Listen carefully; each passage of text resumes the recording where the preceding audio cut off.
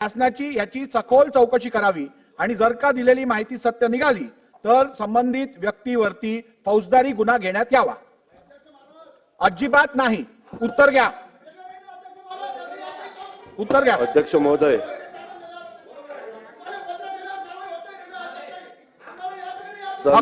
हक्कभंग सादर करा, मी परवानगी देतो।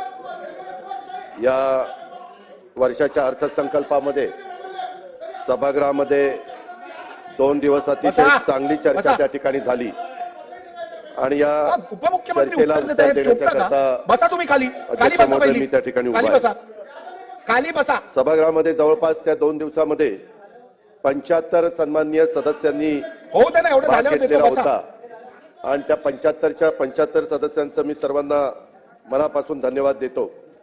त्यामध्ये त्यांचं नाव जरी वाचलं तर त्याच्या आधी सन्माननीय सदस्य मी म्हटलं असं गृहीत धरा।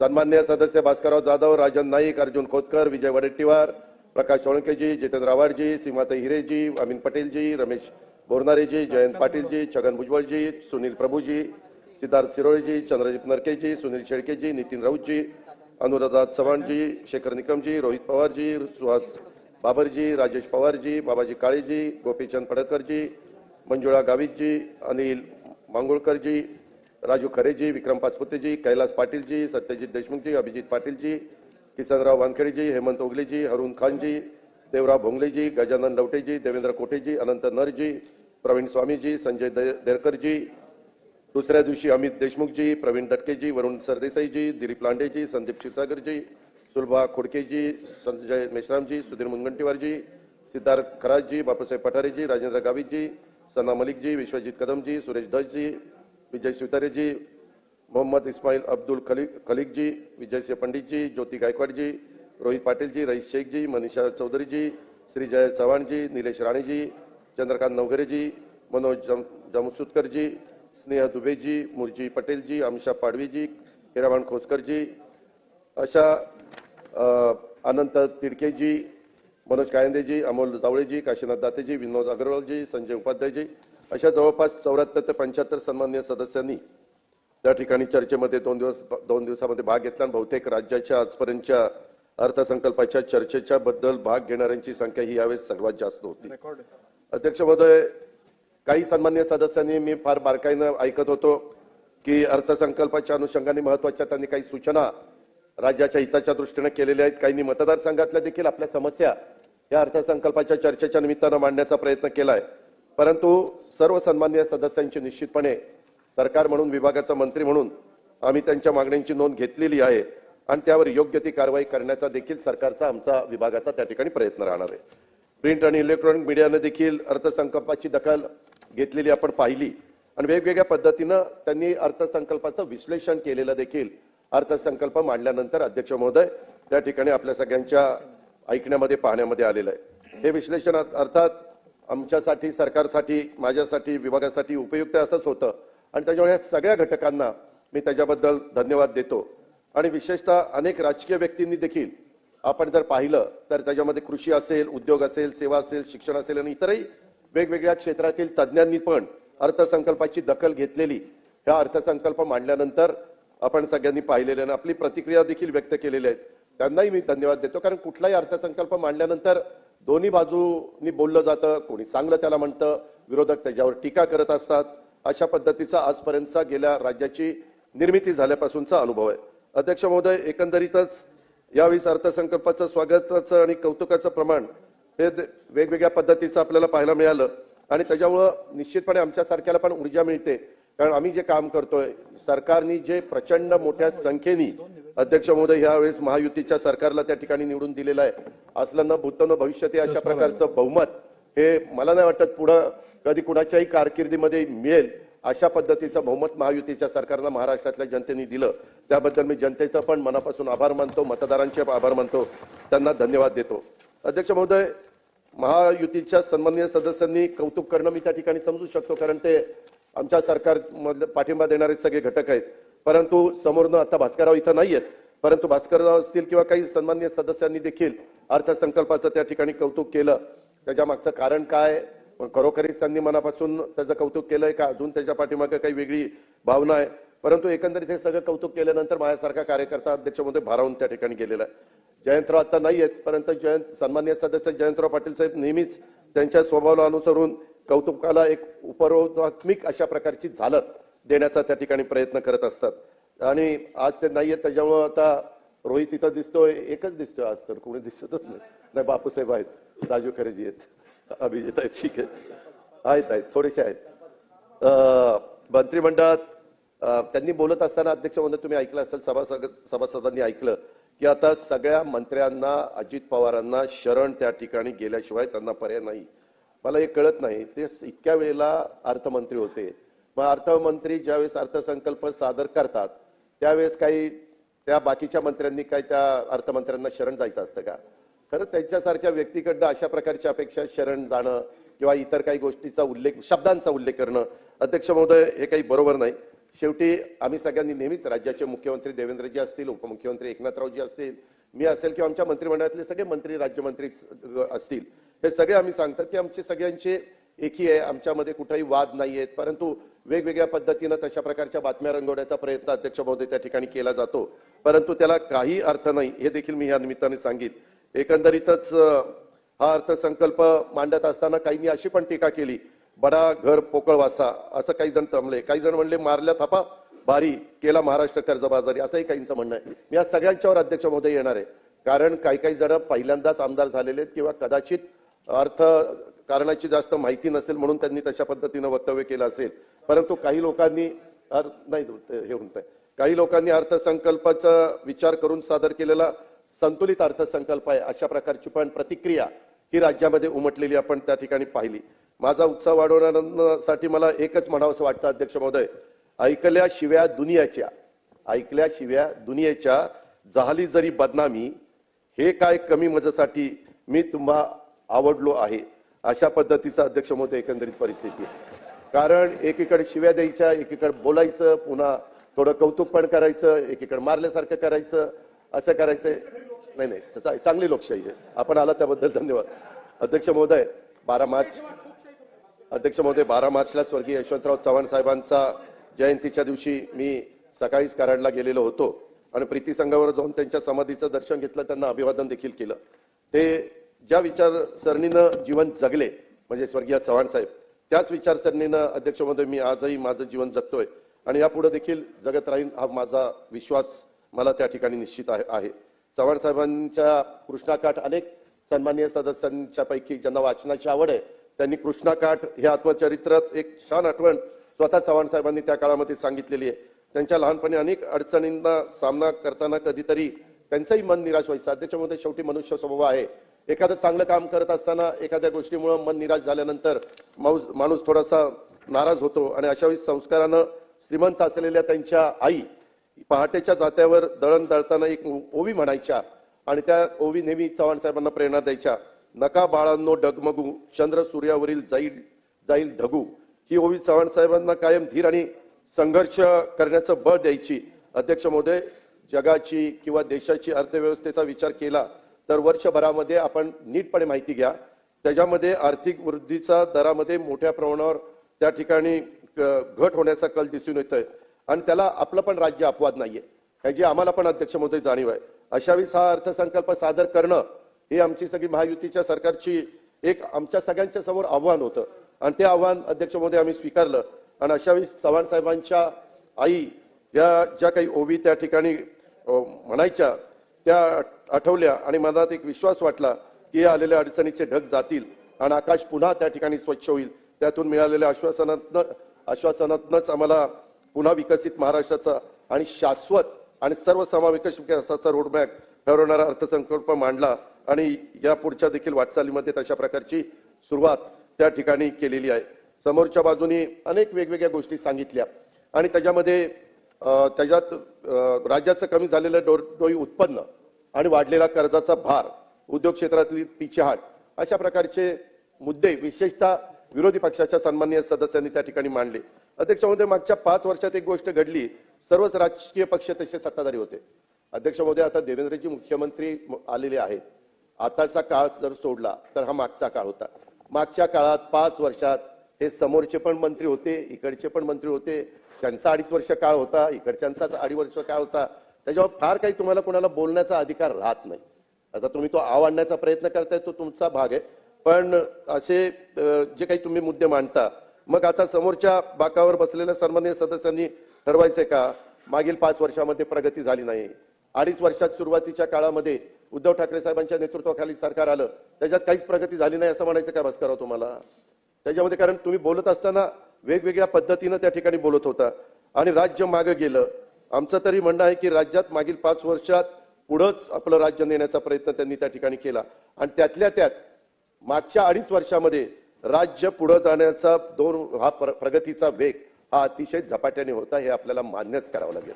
हा झपाटा नसता तर तुम्ही हाताच्या बोटावर निवडून आलाच नसता.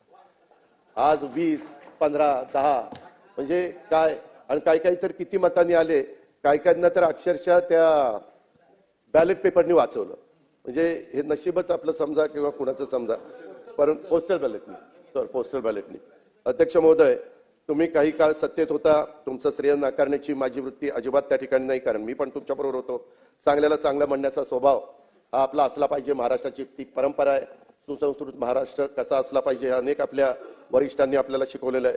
तुम्हाला मात्र मागच्या 5 वर्षात राज्याचा प्रगतीच केली नाही असं त्या ठिकाणी वाटतंय. आणि याचा विचार जर आपण केला तर कुठेतरी आपण आता काय बोलायचं हे तुम्हाला लक्षात येत नव्हतं का काय, मला काही कळलं नाही. अध्यक्ष महोदय, या सभागृहामध्ये अनेक सन्माननीय सदस्यांनी अर्थसंकल्पावरील बाबींची जाण आहे आणि त्यांनी मांडलेल्या मुद्द्यांना मी माझ्या परीने सविस्तर उत्तर देण्याचा त्या ठिकाणी प्रयत्न करणार आहे. तत्पूर्वी एक आव्हान मी विशेषतः माझ्या समोरच्या सन्माननीय सदस्यांना त्या ठिकाणी करतो. आपण अर्थसंकल्पाला जरूर त्या ठिकाणी दोष द्या, तो तुम्हाला अधिकार आहे, लोकशाहीमध्ये तो आहे. मला तो दोष दिला तरी मला काही वाटणार नाही, कारण मी अर्थसंकल्प मांडलेला आहे. पण या भावनेच्या भरात बोलताना जिवारी लागेल अशा प्रकारचं, कोणावर अन्याय होईल अशा प्रकारे किंवा देशाच्या विकासात केलेल्या योगदानामध्ये कृतज्ञता ठरतील अशा पद्धतीची विधानं कृपया करू नयेत. मी त्या विधानाचा उल्लेख पण अध्यक्ष महोदय करत नाही, परंतु काही बोलताना अशी काही उदाहरणं केली की आपण कुठं बोलतोय, काय बोलतोय, ह्या सभागृहाची परंपरा काय, याचाही ताळमेळ त्यांनी ठेवलेला नव्हता. सन्माननीय सदस्य इथं वडेट्टीवार साहेब आहेत, एकेकाळी ते राज्याचे विरोधी पक्षनेते देखील होते, त्यावेळेस आम्ही त्यांच्याबरोबर काम करत होतो. परंतु त्यांनी भाषण करत असताना अध्यक्ष महोदय शेवटी भावनेच्या भरात स्मारकं बांधा, अरे कुणाची स्मारकं बांधा, कशाची स्मारकं बांधा, नाहीतर 2019 मध्ये तुमची स्मारकं बांधण्याची तयारी करा. 29 मध्ये कुणाची स्मारकं? आम्हाला एवढ्या मतांनी निवडून दिलं म्हणून स्मारकं बांधायला निघाला? काय आपण बोलतोय, उचलली जीभ लावली टाळ्याला, ही काय पद्धत झाली अध्यक्ष महोदय? असं ते बोलून गेले. एकेकाळी ते मंत्रिमंडळामध्ये माझे सहकारी पण होते. तर निवडणुकीत जय असतो, पराजय होत असतो, परंतु त्यामुळे अशा प्रकारची भाषा वापरणं किंवा 2024 मध्ये यांचा दारुण पराभव होऊन देखील आम्ही तुमच्याविषयी कधी स्मारकं तुमची बांधा असं म्हणलं? म्हणण्याचं कारण पण नाही. परंतु अध्यक्ष महोदय, ही कुठली पद्धत की 2000 हो का, त्यांना जर अरे म्हणता येत असेल तर मलाही कार्य म्हणता येतं, परंतु आम्ही पण काही समंजस भूमिका घेतो. नको बाबा, राज्याची जनता बघत असते. आज 12-13 कोटी जनता हे सगळीकडे लक्ष त्या ठिकाणी देत असते. परंतु अध्यक्ष महोदय, काही तर हे बोलता बोलता हे सरकार पेडर रोड, मलबार हिल श्रीमंताचं आहे, गरिबांचं नाही. काय गरिबांचं नाही? उलट ह्या सरकारने जास्तीत जास्त गरिबांना त्यांची गरिबी हटवण्याच्या करता प्रयत्न केलेला आपण सगळ्यांनी बघितला. जास्तीत जास्त डायरेक्ट लाभ देण्याचा प्रयत्न करणारं महाराष्ट्राच्या निर्मितीनंतर हे पहिलं सरकार आहे. यांनी डायरेक्ट लोक सभासदांना डीबीटी मध्ये पैसे त्या ठिकाणी दिलेले आहेत. हे कुणीच त्या ठिकाणी ह्याच्या पाठीमागच्या काळामध्ये केलेलं नव्हतं. अध्यक्ष महोदय, काही जण आवेशामध्ये भारतरत्न, पद्मविभूषण अशा सर्वोच्च सन्मानाने गौरवलेल्या आणि ज्यांच्याकडनं भारताच्या जडणघडणीमध्ये औद्योगिक विकासामध्ये मोलाचं योगदान मिळालेलं आहे अशा सामाजिक क्षेत्रात, त्यातही आरोग्य क्षेत्रात ज्यांनी नेहमीच एक हात देण्याचं काम केलेलं आहे, त्या टाटा समूहाविषयी देखील अपमान होईल अशा प्रकारचं वाक्य बोलून दाखवलेलं आहे. आणि त्या वाक्याचा उच्चार करणं देखील अध्यक्ष महोदय मला या ठिकाणी उचित वाटत नाहीये. टाटा समूहाविषयी एक आदराचं स्थान हे आपल्या देशाला पण आहे आणि आपल्या महाराष्ट्राला पण आहे आणि भारतीयांच्या मनामध्ये देखील आहे. आणि त्याच्यामुळं असे अनुद्गार आपल्यासारख्या काही सन्माननीय सदस्यांनी विरोधी पक्षाच्या काढणं, त्यांच्या मुखातनं ऐकल्यावर अध्यक्ष महोदय वाईट वाटतं. बोलण्याचा कोणाचा व्यक्तिगत अपमान होईल असं कोणी या सभागृहामध्ये बोलता कामा नये असंही मी त्या ठिकाणी म्हणेन. काही म्हणले की कुठं गेला तुमचा वादा, त्याच्यामध्ये असंही अनेकांनी भाषणात विचारलं. आणि स्मारकं बांधण्याची आणि सन्माननीय व्यक्तींची अवमानाची भाषा करणाऱ्यांना अध्यक्ष महोदय या चर्चेच्या निमित्तानं मी एवढंच सांगू इच्छितो, जिसे निभा ना सकूं ऐसा वादा नहीं करता, जिसे निभा ना सकूं ऐसा वादा नहीं करता, जिसे निभा ना सकूं मैं बातें अपने ताकत से ज्यादा नहीं करता, मैं बातें अपने ताकत से ज्यादा. त्याच्यामध्ये अवकात होतं, पण अवकात शब्द मलाच बरोबर वाटला नाही. त्याच्यामध्ये तमन्ना रखता हूं आसमान छू लेने की, तमन्ना रखता हूं आसमान छू लेने की, लेकिन औरों को गिराने का इरादा नहीं करता. जयंतराव, काय तुम्ही सगळेजण एवढ्याच कमी संख्येने आल्यामुळे मला हसू येतं आणि मला शेरशाही सुचते.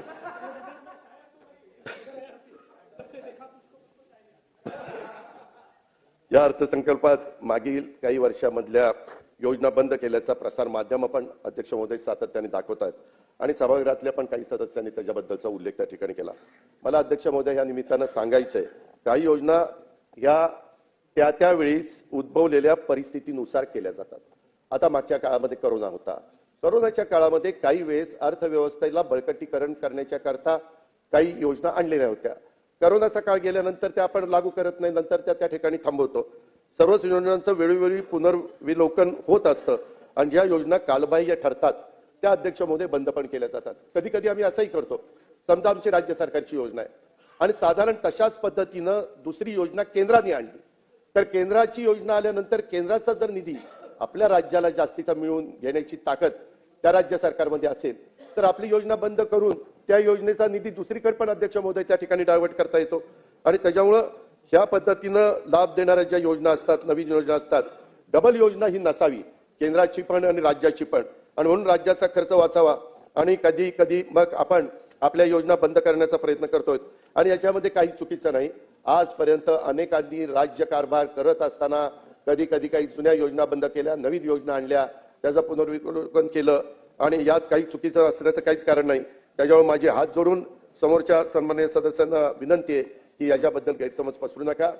ज्या राज्याच्या हिताच्या, समाजाच्या हिताच्या योजना आहेत त्या योजना काही झालं, किती पडेल ती किंमत मोजावी लागली तरी हे महायुतीचं सरकार बंद करणार नाही. हा शब्द मी या उत्तराच्या निमित्तानं त्या ठिकाणी देऊ इच्छितो. अध्यक्ष महोदय, आम्ही हे चांगलं केलं, आमचंच खरं असं सरदोपट उत्तर मी अर्थमंत्री म्हणून अजिबात त्या ठिकाणी देणार नाही. त्यापेक्षा अर्थसंकल्पामागील मुख्य विचार सांगण्याचा अध्यक्ष महोदय माझ्यासारख्या कार्यकर्त्याचा प्रामाणिकपणे प्रयत्न आहे. आपण सर्वांनी एक लक्षात घेतलं पाहिजे, आपल्या देशाचे पंतप्रधान नरेंद्र मोदी साहेबांनी एक लक्ष्य ठरवलेलं आहे की 2047 पर्यंत आपला देश विकसित राष्ट्राच्या पंक्तीत जाऊन त्या ठिकाणी बसलेला असेल.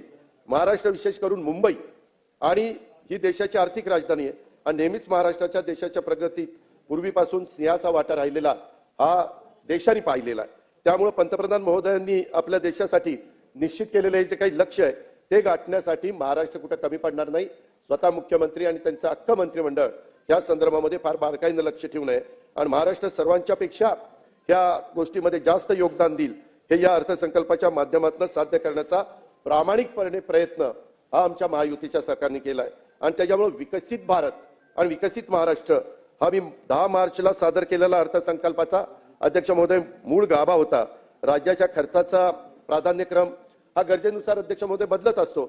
यावेळी विकसित देश आणि विकसित महाराष्ट्रासाठी मी सभागृहालाही सांगतो, सभागृहाच्या माध्यमातून राज्याला देखील सांगतो की साधारण 5 आपण प्रमुख क्षेत्रांना प्राधान्य देण्याची आवश्यकता होती.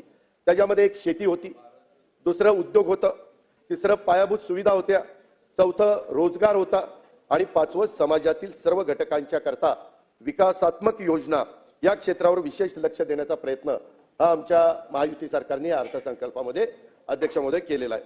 मला मुद्दाम सांगितलं पाहिजे की तुम्ही जर राज्याच्या दळणवळणाच्या सुविधेकडे सरकारचं विशेष लक्ष देतं आणि यापुढे पण देत राहील, हजारो कोटी काही लाखो कोटी रुपयाची कामं अध्यक्ष महोदय आमची त्या ठिकाणी चाललेली. मला एका गोष्टीची क्यू करायची वाटते विरोधी पक्षाची. काही विरोधी पक्षाची लोक विकास केव्हा होईल, जर मोठे मोठे रेल्वे लाईन केल्या, मेट्रो केली, विमानतळ केली, पोर्ट बंदर केली, त्याच्यामध्ये नॅशनल हायवे केले, वेगवेगळे प्रकारचे समृद्धी महामार्ग, शक्तीपीठ महामार्ग अशा पद्धतीने केलं तर अध्यक्ष महोदय त्या ठिकाणी विकास होईल. आता विकास करायचा म्हटलं तर मला कुणी समोरच्यांनी सांगा की कॉन्ट्रॅक्टर न नेमता ते काम कसं करता येईल. काहींनी तर शहाणेपणा केला आणि सांगितलं हे कॉन्ट्रॅक्टर लोकांचं बजेट आहे. आता धन्य त्यांचं, काय म्हणजे काय कळतं का नाही काही मला त्यांना म्हणजे आता अहो टेंडर 10 पट दिले तर दाखवा ना की बाबा हे टेंडर असं असतानाही 10 पट दिलंय, आम्ही त्याची चौकशी करू ना. परंतु उगीच काहीतरी कसं काय बरळतात म्हणणार नाही पण बोलतात. अध्यक्ष महोदय, मला मुद्दाम सांगितलं पाहिजे. एक उदाहरण अध्यक्ष महोदय मी ह्या निमित्तानं राज्याला देतो. रस्त्यांचं जाळं वाढलं तर कंपन्यांच्या उत्पादकतेमध्ये वाढ होते, हे सांगायला म्हणजे कुणी शेंबडं पोरगं देखील ते सांगेल. शेतकऱ्यांच्या वाहतुकीवरचा खर्च त्या ठिकाणी अध्यक्ष महोदय कमी होतो, कारण रस्ते चांगले झाले. आता समृद्धी महामार्गावरून अनेक जण जातात, अटल सेतूवरून अनेक जण जातात, वेळेची बचत होते. कितीतरी कोस्टल रोडवरून जातात. बांद्रावरी सिलिंग वरून निघालं तर जिमखाना आपला पोलीस जिमखान्याला आपण 7 मिनिटांमध्ये येतो. कधी कुणी विचार केला होता का? अध्यक्ष महोदय, ह्या गोष्टी कराव्या लागतात. काळानुरूप जशा पद्धतीने लोकसंख्या वाढेल, जशा पद्धतीने लोकांची मागणी येईल, काय साधारण बदल केले पाहिजेत, हे विजन तर राज्यकर्त्यांचं असलं पाहिजे अध्यक्ष महोदय, तर राज्य पुढे त्या ठिकाणी जाईल. आणि तशा पद्धतीनं इंधनावरील राज्याचा देशाच्या परकीय चलनात बचत, राज्याच्या अर्थव्यवस्थेमध्ये अध्यक्ष महोदय वाढ त्या ठिकाणी होते. मी पुढे येणार आहे की आपलं स्थूल उत्पन्न किती वाढलेलं आहे. अध्यक्ष महोदय, एकंदरीतच अमृतकाल राज्य रस्ते विकास आराखडा 2025 ते 2047 मी सभागृहाला सांगतो, हा अर्थसंकल्प फक्त 1 वर्षाचा विचार करून आम्ही दिलेला नाहीये. उद्याची 5 वर्ष 2024 ते 29 आणि ती 5 वर्ष अशी आहेत की त्याच्यामध्ये कुणी जरी गमतीनं जरी म्हटलं की अमक्यानी मुख्यमंत्री व्हावा, तमक्यानी मुख्यमंत्री व्हावा, आम्ही पाठिंबा देतो. अरे तुमच्याकडे माणसंच नाही, कशाचा पाठिंबा देत? 20 टाळकी असताना, 15 टाळकी असताना, 10 टाळकी असताना नाही. मग एक मिनिट, एक तसा नाही. तुम्ही पण बोलत असताना काही जण का बोलले? मी मगाशी पण म्हणालो होतो, मी नेहमी सन्माननीय सदस्यच म्हणतो. पहिल्यांदा तुम्ही नव्हता, परंतु सन्माननीय सदस्य भास्करराव जाधव आणि मग इतर सगळे सन्माननीय असं म्हणून तेवढं ते सन्माननीय असं नाही. मग तुम्ही पण बोलत असताना काही पण बोलायचं. मुख्य आता हा एक तर तुम्हाला भास्करराव माहितीये, 5 वर्ष ह्या सरकारला ब्रह्मदेव आला तरी कोणी धक्का लावू शकत नाही. मी अध्यक्ष महोदय हे सगळे बोलत असताना मी कधी त्यांना डिस्टर्ब केलं नाही. गप खाली मान घालून ऐकत होतो. ते मला इकडून मारत होते, तिकडून मारत होते. मी आपलं अध्यक्ष महोदय गरीब विचारच आहे ना, म्हणून तर इथं बसलोय. अध्यक्ष महोदय, मला विश्वास आहे की एकंदरीतच आम्ही हा अर्थसंकल्प देत असताना आमचा संकल्प विकसित भारत आणि विकसित महाराष्ट्राचं उद्दिष्ट गाठल्याशिवाय राहणार नाही, ह्या उत्तराच्या निमित्तानं मी महाराष्ट्रातल्या जनतेला सांगतो. कारण आज दिल्लीमध्ये देखील मोदी साहेब आहेत. आम्ही एखादा चांगला प्रोजेक्ट त्या ठिकाणी नेला तर ते त्याला प्रतिसाद देतात. पहिलंच मूर्तिमंत उदाहरण आम्ही सगळ्या महाराष्ट्राला सांगितलं. पहिल्या कॅबिनेटला देशाचे पंतप्रधान मोदी साहेब झाल्यावर कुठला महत्वाचा निर्णय झाला, तर संपूर्ण जम्मू काश्मीर कन्याकुमारी पर्यंत वाढवण बंदर मंजूर केलं. 75,600 कोटी का 76,200 कोटी एवढे पैसे मंजूर केले. आज चेष्टा आहे अध्यक्ष महोदय. अशा पद्धतीनं हे सगळं काम चाललंय. आणि मी सभागृहाला सांगेल, काही जण म्हणले शेतकऱ्यांचं बजेट नाहीये. कसं शेतकऱ्यांचं बजेट नाही? कृषीचा 23-24चा विकास दर 3.3% होता आणि आता आम्ही लोकांनी ह्या सरकार गेले 2.5 वर्ष सातत्याने शेतकऱ्यांच्या पाठीशी उभं राहिलं. त्यामुळे 24-25 मध्ये कृषीचा विकास दर 8.7% गेला. 3 वरून 8.7%. कृषी क्षेत्रामध्ये AI तंत्रज्ञान, कृत्रिम बुद्धिमत्तेचा वापर हा आम्ही आणला. जयंतराव, तुम्ही तिथे गेला होता ना पाहायला, ते आपण अर्थसंकल्पामध्ये घेतलेलं आहे. त्याच्यामध्ये त्याला 500 कोटी रुपयाची तरतूद केलेली आहे. आम्हाला केलेली आहे. आम्हालाही कळतं की उद्याच्याला ह्या राज्य कृषीप्रधान राज्य आहे आणि त्याच्यामुळे जलयुक्त शिवार असेल, एक तालुका एक बाजारपेठ असेल, कृत्रिम बुद्धिमत्तेचा वापर करून आपल्या शेतकऱ्यांचं उत्पादन कसं वाढेल, त्यांचं खताचं प्रमाण कसं कमी होईल, त्यांचं पाण्याच्या मध्ये बचत कशी होईल, याच्या संदर्भामध्ये महाराष्ट्र सिंचन सुधारणा कार्यक्रम, बांबू लागवडीचा कार्यक्रम, मराठवाड्यातल्या आमच्या शेतकऱ्यांच्यासाठी मराठवाडा वॉटर ग्रीड सारखा कार्यक्रम, या तरतुदी कुणाकरता केल्या? शेतकऱ्यांच्या करता केल्या का दुसऱ्या कुणाकरता केल्या? हे बळीराजाच्या करता केल्या. राज्यातला शेतकरी आपला मेहनती आहे आणि त्याला फक्त सरकारने पाठबळ त्या ठिकाणी दिलं पाहिजे. आणि आपण नेहमी म्हणतो की शेतकऱ्यांनी आधुनिकतेची कास धरली पाहिजे आणि ही AI ची सुविधा निर्माण करून देण्याची सरकारची जबाबदारी आहे आणि ती जबाबदारी वेळीच सरकारने त्या ठिकाणी ओळखली आणि म्हणूनच पीक नियोजनाचा सल्ला देण्यासाठी आणि त्याची उत्पादकता वाढवण्यासाठी AI तंत्रज्ञानाच्या वापराला प्रोत्साहन सरकारने द्यायचं ठरवलेलं आहे. अध्यक्ष महोदय, मी विश्वासाने सांगतो की AI तंत्रज्ञान येणाऱ्या काळात कृषी क्षेत्राला नवी संजीवनी त्या ठिकाणी देईल आणि त्यातून महाराष्ट्राचा शेतकरी हा निश्चितपणे त्या ठिकाणी समृद्ध होईल. अध्यक्ष महोदय, इथं सभागृहात बसणाऱ्या काही शेतकऱ्यांनी जाऊन बघितलेलं आहे. पहिलं ते ऊसाचं टनेज होतं 60-70, 100 टनाच्या पुढे जयंतराव गेलं की नाही टनेज. आज टनेज वाढल्यानंतर त्याचा डायरेक्ट इनडायरेक्ट फायदा शेतकऱ्यालाच अध्यक्ष महोदय होणार आहे. म्हणजे 100च्या पुढे पार 145 बरोबर आहे, पण सांगताना एकदम 145 म्हणल्यानंतर हे म्हणतील आहे ना दिवसा बोलतोय का रात्री बोलतोय म्हणून म्हणलं 100च्या पुढे. संबंध हे तुम्हाला माहिती आहे, बाकीच्यांना नाही ना माहिती. अध्यक्ष महोदय, सरकारवर बोजा पडतो ही गोष्ट खरी आहे, त्याच्यामध्ये थोडीशी तूट देखील वाटते, परंतु आम्ही विचारपूर्वक 45 lakh 3 horse power 5 horse power 7.5 horse पॉवरच्या शेतकरी वर्गाला आम्ही त्या ठिकाणी मोफत वीज देण्याचा निर्णय घेतला. हा शेतकऱ्यांच्या करता घेतला नाही. एआयचं तंत्रज्ञान विकसित करण्याच्या करता जसं आम्ही पावलं उचलली तशा पद्धतीने हाही महत्वाचा निर्णय. आपण याची आठवण त्या ठिकाणी ठेवली पाहिजे की करोनामध्ये सर्व क्षेत्राची कामगिरी ढासळलेली होती, फक्त कृषी क्षेत्राने त्यावेळेस देशालाही तारलं आणि राज्यालाही तारलं. हे आम्ही अध्यक्ष महोदय कदापि विसरू शकत नाही. आणि म्हणूनच शेतकरी, शेती आणि राज्य सरकारच्या प्राधान्यक्रमानुसार महत्वाचा घटक हा आम्ही त्या ठिकाणी मानतो. आणि म्हणूनच हा अर्थसंकल्प मी कृषी क्षेत्रासाठी 9,700 कोटी रुपयाची भरीव तरतूद केली. अध्यक्ष महोदय, ही आज अर्थसंकल्प आहे. आपण बघितलेले पुरवणी मागण्या देखील पुढे जुलैमध्ये येतील, पुन्हा डिसेंबरमध्ये येतील. त्यावेळेस आम्हाला जिथं वाटेल, काही जण म्हणले अरे इथं तरतूदच केली नाही. अरे ती तरतूद जरी आता कमी झालेली असली तरी आम्हाला पावसाळी अधिवेशन आहे, हिवाळी अधिवेशन आहे, त्याच्यामध्ये देखील काही कामकाज दाखवलं पाहिजे. नाहीतर तुम्ही कसं कामकाजात भाग घेणार, कसं तुम्ही मुद्दे काढणार, त्याच्याकरता काही व्यवस्था करावी लागती. म्हणून ज्यांच्या मनामध्ये आपल्या भागाला कमी निधी दिला असं वाटत असेल तर त्यांना पुढे देखील निधी दिला जाणार आहे. कृपया गैरसमज त्यांनी करून घेऊ नये, विभागांनी करून घेऊ नये आणि त्या रिजननी पण त्या ठिकाणी करून घेऊ नये. अध्यक्ष महोदय, आज 9,700 कोटी रुपये देत असताना याच्यातनं शेतकरी सक्षम होईल याचा उल्लेख मी त्या ठिकाणी केला. त्याच्यामध्ये $1 ट्रिलियन इकॉनॉमी करण्याचं, जसं $5 ट्रिलियन करण्याचा पंतप्रधानांचा एक स्वप्न आहे, विजन आहे, तसं आमचं राज्याचं $1 ट्रिलियन करण्याचं स्वप्न आहे. आणि विकसित भारत, विकसित महाराष्ट्र करण्यात शेतकऱ्यांचा आणि शेती क्षेत्राचा देखील वाटा हा मोठा राहणार आहे. अध्यक्ष महोदय, मला खूप सन्माननीय सदस्यांनी असं सांगितलं की शेतकऱ्यांच्या करता काही दिलं नाही सरकारने. मी सुरुवातीला सांगितलं 8.7% कृषीचा विकास दर गेलाय. आम्ही कापूस खरेदी करता शेतकऱ्यांना मदत करतो, मगाशीच प्रश्न उत्तरामध्ये झालं. सोयाबीन खरेदी, अध्यक्ष महोदय, देशात सर्वाधिक विक्रमी 11,21,000 मेट्रिक टन खरेदी. आजपर्यंत कुठल्या राज्याने देशात एवढी खरेदी केली नव्हती. एवढी खरेदी आम्ही नाफेड आणि NCCF द्वारे केलेली आहे. 5,092 कोटी रुपये आम्ही त्या निमित्तानं शेतकऱ्यांना दिले. 5,092 कोटी. धान खरेदी करता 1,380 कोटी रुपये अध्यक्ष महोदय त्या गरीब शेतकऱ्याला देण्याचा आम्ही प्रयत्न केलेला आहे. कांदा खरेदीला 350 कोटी रुपये अनुदान आम्ही दिलं. अध्यक्ष महोदय, दूध खरेदीला मी राज्याला सांगू इच्छितो, आतापर्यंत आम्ही 1,000 कोटी रुपये दिलेले आहेत आणि अजून त्यांच्या प्रस्ताव आले तर 300 कोटी देणार आहेत. 1,300 कोटी रुपये आमच्या राज्यातल्या दूध उत्पादक शेतकऱ्यांना दुधामध्ये 2 पैसे त्यांना अधिकचे मिळावे कुठल्या सरकारने केलेलं होतं. 5 रुपये लिटरला जास्त द्यायचं. अध्यक्ष महोदय, हे शेतकऱ्यांच्या करता त्या ठिकाणी केलं. नैसर्गिक आपत्तीमध्ये आम्ही 6,000 कोटी रुपये शेतकऱ्यांना दिले. अध्यक्ष महोदय, मोफत विजेच्या करता 17,800 कोटी रुपये शेतकऱ्यांच्या करता दिलेत.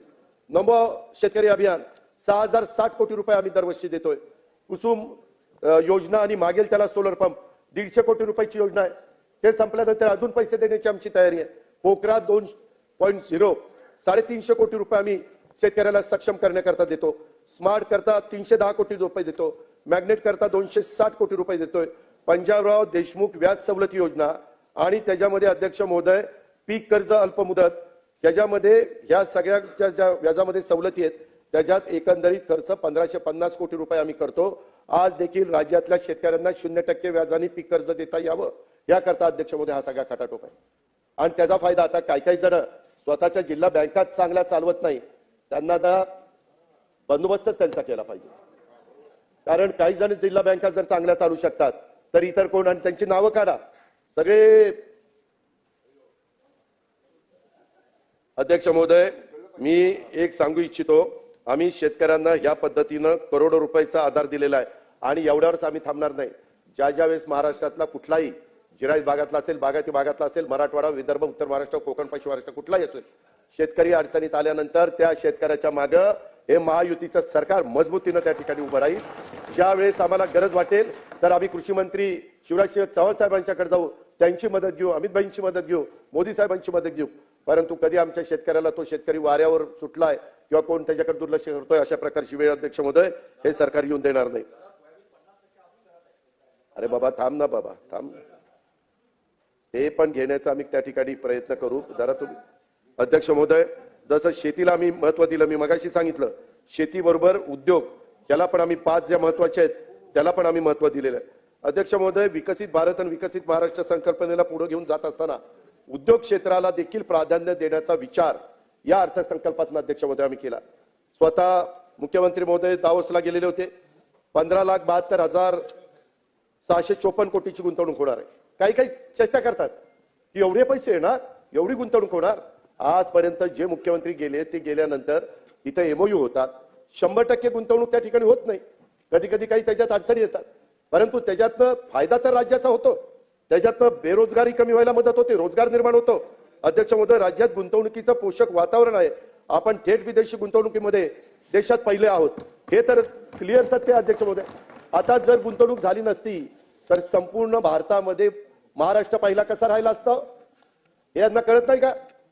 त्याच्यामध्ये मेक इन महाराष्ट्र याच्या माध्यमातून गुंतवणूक आकर्षित करण्यासाठी देखील अध्यक्ष महोदय आमचं लवकरच त्या ठिकाणी औद्योगिक नवीन धोरण येते, त्याचे आम्ही त्या ठिकाणी चर्चा करतोय. आणि या पुढील 5 वर्षामध्ये आमचं विजन आहे. अध्यक्ष महोदय, आम्ही टार्गेट ठेवलेले, आम्ही उद्दिष्ट ठेवलेले आहे. नेहमी मोठी मोठी त्या ठिकाणी उद्दिष्ट ठेवली पाहिजेत. साधारण 40 लाख कोटी रुपयाची गुंतवणूक 5 वर्षात आणि 50 लाख रोजगार निर्मितीचं टार्गेट या महायुतीच्या सरकारने आपल्या राज्याच्या करता ठेवलेलं आहे. अध्यक्ष महोदय, त्या दृष्टिकोनातनं जिथं कुठं काही अडचणी आल्या तर तिथं आम्ही लक्षही ताबडतोब घालतो. नवउद्यमींची ज्याला संख्या राज्यात मोठी आहे, केंद्र आणि राज्याकडून देखील त्याला बळ देण्याचा प्रयत्न अध्यक्ष महोदय आम्ही करतोय. काही सन्माननीय सदस्यांनी राज्यातील उद्योग बाहेरच्या राज्यात जाण्याचा मुद्दा उपस्थित केला. अध्यक्ष महोदय, अलीकडं मुख्यमंत्र्यांच्या अध्यक्षतेखाली कमिटी आहे, त्यांनाही सगळ्यांना माहिती आहे. त्याच्यामध्ये काही उद्योग आपल्याकडे यावं म्हणून आपण त्यांना रेड कार्पेट टाकतो. कधी काही राज्य आपल्यापेक्षा जास्त सवलती देतात, त्यावेळेस थोडंसं उद्योगपती इकडे तिकडे करतात. तरी पण आपल्या राज्य गुंतवणुकीच्या बाबतीमध्ये एक चांगलं राज्य म्हणून जगामध्ये देशामध्ये आपल्या राज्याची त्या ठिकाणी ओळख आहे. आणि मी अगोदरच स्पष्ट केलेले की आपण राज्य परकीय गुंतवणुकीच्या बाबतीत अव्वल आहे. परकीय गुंतवणूक आपल्या भागातले उद्योग बाहेर जाऊ नये याची पण पूर्ण दक्षता आम्ही घेतोय. त्यामुळं कुणी अधिक चिंता करण्याचं कारण नाही. पण विरोधकांच्याही लक्षात एखादी गोष्ट गंभीर आली आणि ती राज्याच्या हिताची असली तर केव्हाही तुम्ही मुख्यमंत्र्यांना आम्हाला कोणाला सांगा, आम्ही ताबडतोब ते राज्याचं हित म्हणून त्याच्यात विरोधाला विरोध न करता राज्याचं भलं होत असताना आम्ही त्याच्यामध्ये पॉझिटिव्हच विचार त्या ठिकाणी करू. ही पण गोष्ट मी या निमित्तानं सांगतो. अध्यक्ष महोदय, राज्याचा विकास दर आता 7.5% असताना $1 ट्रिलियन इकॉनॉमीचं स्वप्न कसं पूर्ण होईल असं पण काही सन्माननीय सदस्यांनी विचारलं. मी मुद्दाम त्यांना लक्षात आणून देतो, सरकारने राज्यापुढे ठेवलेलं हे जे काही उद्दिष्ट आहे ते सरकार नेहमी तुम्ही प्रशासनाला आम्ही टार्गेट देतो. जसं आता मुख्यमंत्र्यांनी 100 दिवसाचा एक आम्ही कार्यक्रम हातामध्ये घेतलेला होता. तो कार्यक्रम हातामध्ये घेतला म्हणून प्रशासन कामाला लागलं, त्यांच्या स्पर्धा लावली, त्याच्यामुळे चढाओढ सुरुवात झाली. अध्यक्ष महोदय, खेळात जसं स्पर्धा असते तशा पद्धतीनं राज्यामध्ये देखील स्पर्धा असते आणि त्या पद्धतीनं आम्ही प्रशासनाला सतत कार्यरत ठेवण्याचा प्रयत्न या निमित्तानं करत असतो. त्यांना कुठंतरी आमच्या डोळ्यासमोरचं जे विजन आहे त्याच्यातनं त्यांना उद्दिष्ट देत असतो की बाबा तुमचं या वेळेचं उद्दिष्ट इतकं राहणार आहे आणि त्या पद्धतीनं ती यंत्रणा काम करत असते. दुसरा भाग म्हणजे राज्याचा गाडा चालवणाऱ्यांनी नेहमीच मोठी स्वप्न त्या ठिकाणी बघायची असतात. बारकी स्वप्न बघून काय उपयोग आहे अध्यक्ष महोदय? त्याच्यामध्ये स्वप्न मोठी बघितली पाहिजे आणि तो स्वप्न नुसती बघून चालत नाही, त्या स्वप्नांचा पाठपुरावा देखील करायचा असतो. सर्वात महत्वाचं म्हणजे अध्यक्ष महोदय, याच्याकरता राजकीय इच्छाशक्ती पूर्ण ताकदीने उभी करायची असते आणि ती राजकीय शक्ती पूर्ण ताकदीने उभी करण्याची ताकद या महायुतीच्या सरकारमध्ये आहे. हे राज्याच्या आर्थिक सर्वेक्षणाच्या अहवाल आपल्याकडे सर्वांच्याकडे तो आलेला आहे. महाराष्ट्राचा जीएसडीपी त्यामध्ये वाढीचा दर सरासरी 12% आसपास आहे. मागील 5 वर्षामध्ये मला सभागृहाला सांगायचं की जवळपास 20 लाख कोटींनी वजामध्ये वाढ झालेली आहे. राज्याचा जीएसडीपी साधारण दरवर्षी 10% वाढतो, परंतु यावेळेस तो नॉमिनल ग्रोथ रेट कसा जास्तीचा होईल अशा पद्धतीचा आमचा सगळ्यांचा प्रयत्न आहे. आणि त्याच्यामुळे दोन्ही बाजूच्या सन्माननीय सदस्यांनो आणखी एक गोष्ट लक्षात घ्या, महाराष्ट्राच्या जलद आर्थिक विकास आपल्याला सगळ्यांना करायचा आहे. त्यासाठी जिल्हा हा केंद्रबिंदू मानून जिल्ह्याची भूमिका आणि आर्थिक विकासाला गती देण्यासाठी महत्वाची ठरणार आहे आणि त्या दृष्टीनं जिल्हा वार्षिक योजनेत देखील अध्यक्ष महोदय आम्ही मोठी त्या ठिकाणी वाढ केलेली आहे. आज थोडी टीका सहन करूनही आम्ही राजकीय इच्छाशक्ती त्या ठिकाणी दाखवतो. म्हणूनच रस्ते बांधणीला आम्ही प्राधान्य दिलेले आहे, ज्याचा उल्लेख मी अर्थसंकल्पामध्ये देखील केलेला आहे. वाढवण बंदरासारख्या महाकाय प्रकल्पांना राज्याची कंबर त्या ठिकाणी कसलेली आहे. तिथं आम्ही उत्तम पद्धतीचं एअरपोर्ट करतोय. अध्यक्ष महोदय, परवा मुख्यमंत्री आणि आमची काही चर्चा झाली. काही जगातल्या देशामध्ये पोर्ट पूर्णपणे एअरपोर्ट हे समुद्रात करतात. आपल्याकडे काही त्याच्यामध्ये वेगवेगळ्या पद्धतीनं काही नियम आहेत. परंतु अध्यक्ष महोदय, काही एअरपोर्ट 3 धावपट्ट्यात, तुम्ही पण त्या दिवशी बघितलं, एका 3-3.5 हजार एकरात 3 समुद्रात, पूर्ण समुद्रात. अध्यक्ष महोदय, काळानुरूप इतर देश जर वेगळे काही निर्णय घेत असतील आणि ते देशाच्या फायद्याचे असतील आणि त्याच्यातनं पर्यावरणाचा समतोल साधता येत असेल तर तशा पद्धतीच्या काही गोष्टी आपल्याला देखील कराव्या लागतील. अर्थात सगळ्या नियमांचं पालन करून पर्यावरणाचा समतोल त्या ठिकाणी साधून. अध्यक्ष महोदय, या वाढवण बंदराला लाखो रुपयाची गुंतवणूक त्या ठिकाणी होते. लाखो रोजगार त्याच्यातनं निर्माण होणार आहे. ॲक्सिलरी व्यवसाय ह्याच्यातनं उभा राहणार आहे आणि हे बंदर जगातल्या 10 प्रमुख बंदरापैकी एक ओळखलं जाणार आहे. आपल्या JNPTच्या 3.5 पट मोठं, म्हणजे पहिल्या टप्प्यात तरी एवढं मोठं आहे. अध्यक्ष महोदय, नवीन मुंबईमध्ये आंतरराष्ट्रीय विमानतळ सुरू होण्यासाठी मी सांगितलं होतं एप्रिल एंडला, परंतु मी कालच माहिती घेतली, जून 2025 मध्ये डोमेस्टिक त्याच्यामध्ये विमान सुरू करण्याचा आमचा सगळ्यांचा प्रयत्न राहणार आहे. आणि हे सगळं त्याच्या संदर्भामध्ये वेगवेगळ्या ठिकाणी आपण पोर्ट उभे करतोय. राज्यातल्या महानगरात मेट्रोचं जाळं आपण उभं करतोय. उद्योगाचे वेगवेगळे क्लस्टर्स आपण त्या ठिकाणी तयार करतोय. पायाभूत सुविधा प्रकल्पामुळे राज्यात उद्योगांना पूरक असं वातावरण अध्यक्ष महोदय या महायुतीच्या सरकारने तयार करायचं चालवलेलं आहे. आणि आपल्या राज्यात विदेशी गुंतवणूक मोठ्या प्रमाणावर आकर्षित करण्याचं काम आम्ही करतोय आणि त्याला प्रथम प्राधान्य विदेशी गुंतवणूकदार पण महाराष्ट्राला देत आहेत. अध्यक्ष महोदय, हे जसं करत असताना एक आम्ही सामाजिक न्यायाचा म्हणून आपण सर्वांनी कल्याणकारी राज्याची संकल्पना स्वीकारलेली आहे आणि त्याचा पाठपुरावा सातत्याने भारत देशाची निर्मिती झाल्यापासून, महाराष्ट्राची निर्मिती झाल्यापासून आपण करतोय. जोपर्यंत मागे राहिलेल्या समाज घटकांना आपण संधी देत नाही, त्यांना बळ सरकारकडनं मिळणार नाही, तोपर्यंत विकसित महाराष्ट्राचं स्वप्न अध्यक्ष महोदय कदापि पूर्ण होऊ शकणार नाही. आणि त्यामुळं अनुसूचित जाती आणि अनुसूचित जमातीच्या योजनांच्या करता देखील तरतुदीमध्ये वाढ करण्याचा निर्णय अध्यक्ष महोदय आम्ही घेतला. मी पेपरला वाचतो, टीव्हीला बातम्या येतात, इथं आमचं कमी केलं, कमी अजिबात तसं झालेलं नाही. अनुसूचित जाती अनुसूचित जमातीच्या उपाययोजनेंना 40% वाढ आम्ही प्रस्तावित केलेली आहे. इतर मागासवर्ग, विमुक्त जाती, भटक्या जमाती, विशेष मागास प्रवर्गातील समाज, धनगर, अपंग, अल्पसंख्याक यासाठी देखील भरीव तरतूद अध्यक्ष महोदय आपण केलेली आहे. मला सांगायचंय, 24-25 मध्ये अध्यक्ष महोदय अनुसूचित जाती घटक कार्यक्रमासाठी 15,893 कोटी रुपये होते आणि 25-26 मध्ये लाडकी बहीण योजना त्याच्यातली वगळून 18,698 कोटी रुपयाची तरतूद आहे. म्हणजे वाढलेली आहे ह्याच्यामध्ये, कारण नसताना त्याच्यात वाढ तर 18%, त्याच्यात सगळी मिळून बघितली तर 42%, अनुसूचित जमातीमध्ये 19% वाढ आहे, ते लाडक्या बहिणीची यादी वगळून, आणि सगळी धरून 40% वाढ आहे. अध्यक्ष महोदय, आदिवासी उपाययोजनाच्या धर्तीवर 22 योजना आम्ही गौरव समाज आणि धनगर समाजाला त्या ठिकाणी देतोय. दिव्यांग व्यक्तींच्यासाठी आम्ही 1526 कोटी रुपयाची तरतूद त्या ठिकाणी केलेली आहे. मी मगाशी जे सांगितलं की आम्ही राज्यांनी संकल्पना स्वीकारलेली आहे की समाजातला जो घटक गरीब आहे त्याला इतरांच्या बरोबर आणण्याचं काम करायचंय. या पद्धतीने अध्यक्ष महोदय आम्ही पुढे चाललोय. त्यावेळेस लाडक्या बहिणीनं, त्यांना इतकं सारखं लाडक्या बहिणीच्या बद्दल बोलत होते की अजून लाडकी बहीण यांच्या मनामध्ये अशी ठाण मांडून बसलेली आहे. अर्थात ती लाडकी बहीण आमची आहे, त्याच्यामुळे तुम्ही दोडके झाला आणि तिकडे बसला. त्यामध्ये समोरच्या बाकावरून कठोर उपाययोजना करा, लोकांना खुश करण्यासाठी आश्वासन देऊ नका. अध्यक्ष महोदय, आम्ही बघितलं ते गांडूळ असतं ना, गांडूळ ते इकडनं चालतं का तिकडनं चालतं कळतच नाही, ते दोन्ही बाजूनी चालतं असं सगळ्यांना वाटत असतं. तसं काही जण सन्माननीय सदस्य दोन्ही बाजूनी बोलतात. अध्यक्ष महोदय, लाडक्या बहिणीच्या विषयी आम्हाला जी आपुलकी आहे, आदर आहे, याची आम्हाला जशी जाणीव आहे तशी आमच्या लाडक्या बहिणींना पण जाणीव आहे. अध्यक्ष महोदय, काहींनी एका गोष्टीची समज झालं पाहिजे, विशेषतः आमचे पटोले साहेबांनी, आईनंतर जर सर्वात कोणी त्याग करत असेल तर ती बहीण असते. हे तर खरं. बापाचं पण प्रेम जास्तीत जास्त मुलीवर असतं पोरापेक्षा, आणि त्यामुळं भावावर तिची खूप माया असते. भाऊ कठीण परिस्थितीत असेल तर तिला त्याच्या काळजी असते आणि त्यामुळे ती कधी त्याच्या भावाला अडचणीत आणण्याची मागणी करत नाही. आता एकंदरीत आम्ही जे बजेटमध्ये सांगितलेलं आहे, काय झालं? 5 वर्ष वडेट्टीवार साहेब, जाहीरनामा किती पुढच्या 5 वर्षाचा असतो ना, 5 वर्षाच्या करता आम्हाला 5 वर्षाकरता निवडून दिले. आम्ही हे देणार आहे. आम्ही कधीच कुणी नाही म्हणलं नाही. मुख्यमंत्री नाही म्हणले नाही, एकनाथ नाही म्हणले नाही, आदिती नाही म्हणले नाही. तुम्ही तर कोर्टात गेला होता, काहीतरी म्हणले ते बंद करा. काही जण म्हणले चुनावी जुमला आहे. अहो, चुनावी जुमला असताना काल होळीला 3,000 रुपये दिले. ही गोष्ट लक्षात ठेवा. आणि मी सभागृहाला एक गोष्ट सांगू इच्छितो की एकंदरीत ही योजना आणत असताना अध्यक्ष महोदय 2 GR आहेत. पहिला GR निघाला होता, नंतर आम्ही ते 60 65 केलं आणि दुसरा GR काढला. त्या संदर्भामध्ये हे सरकार गरीब घटकाच्या करताय. अध्यक्ष महोदय, जी खुरपणीला जाणारी माझी महिला आहे, जी झाडू पोतना करणारी आहे, जी धुणं भांडी करणारी आहे, जी झोपडपट्टीमध्ये राहणारी आहे, जी दिवसभर काही भाजीपाला विकत घेऊन विकते आणि नंतर तिचं कुटुंब चालतं किंवा चूल पेटते, अशांच्या करता ही योजना आहे.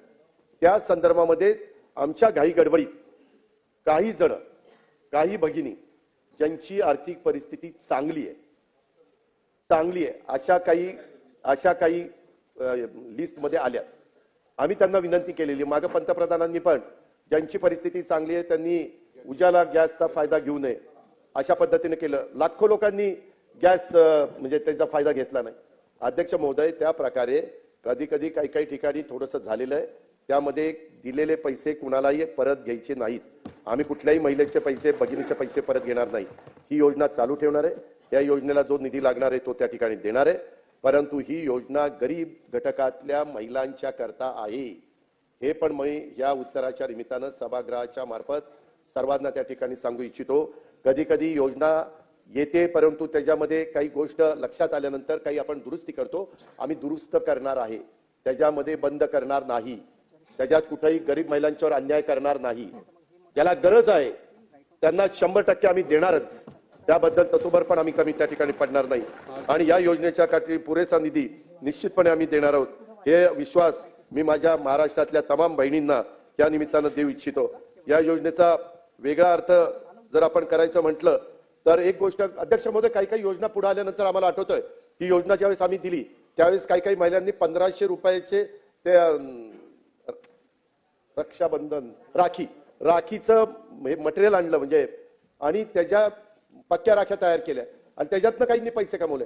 त्या महिला आपण देवेंद्रजी जायचो त्यावेळेस भेटायच्या की आम्हाला 1,500चे मला 20,000 रुपये झाले, माझे 18,000 रुपये झाले. त्या पद्धतीनं अर्थमंत्री म्हणून मी, अरे थांबा ना जरा, ऐका ना,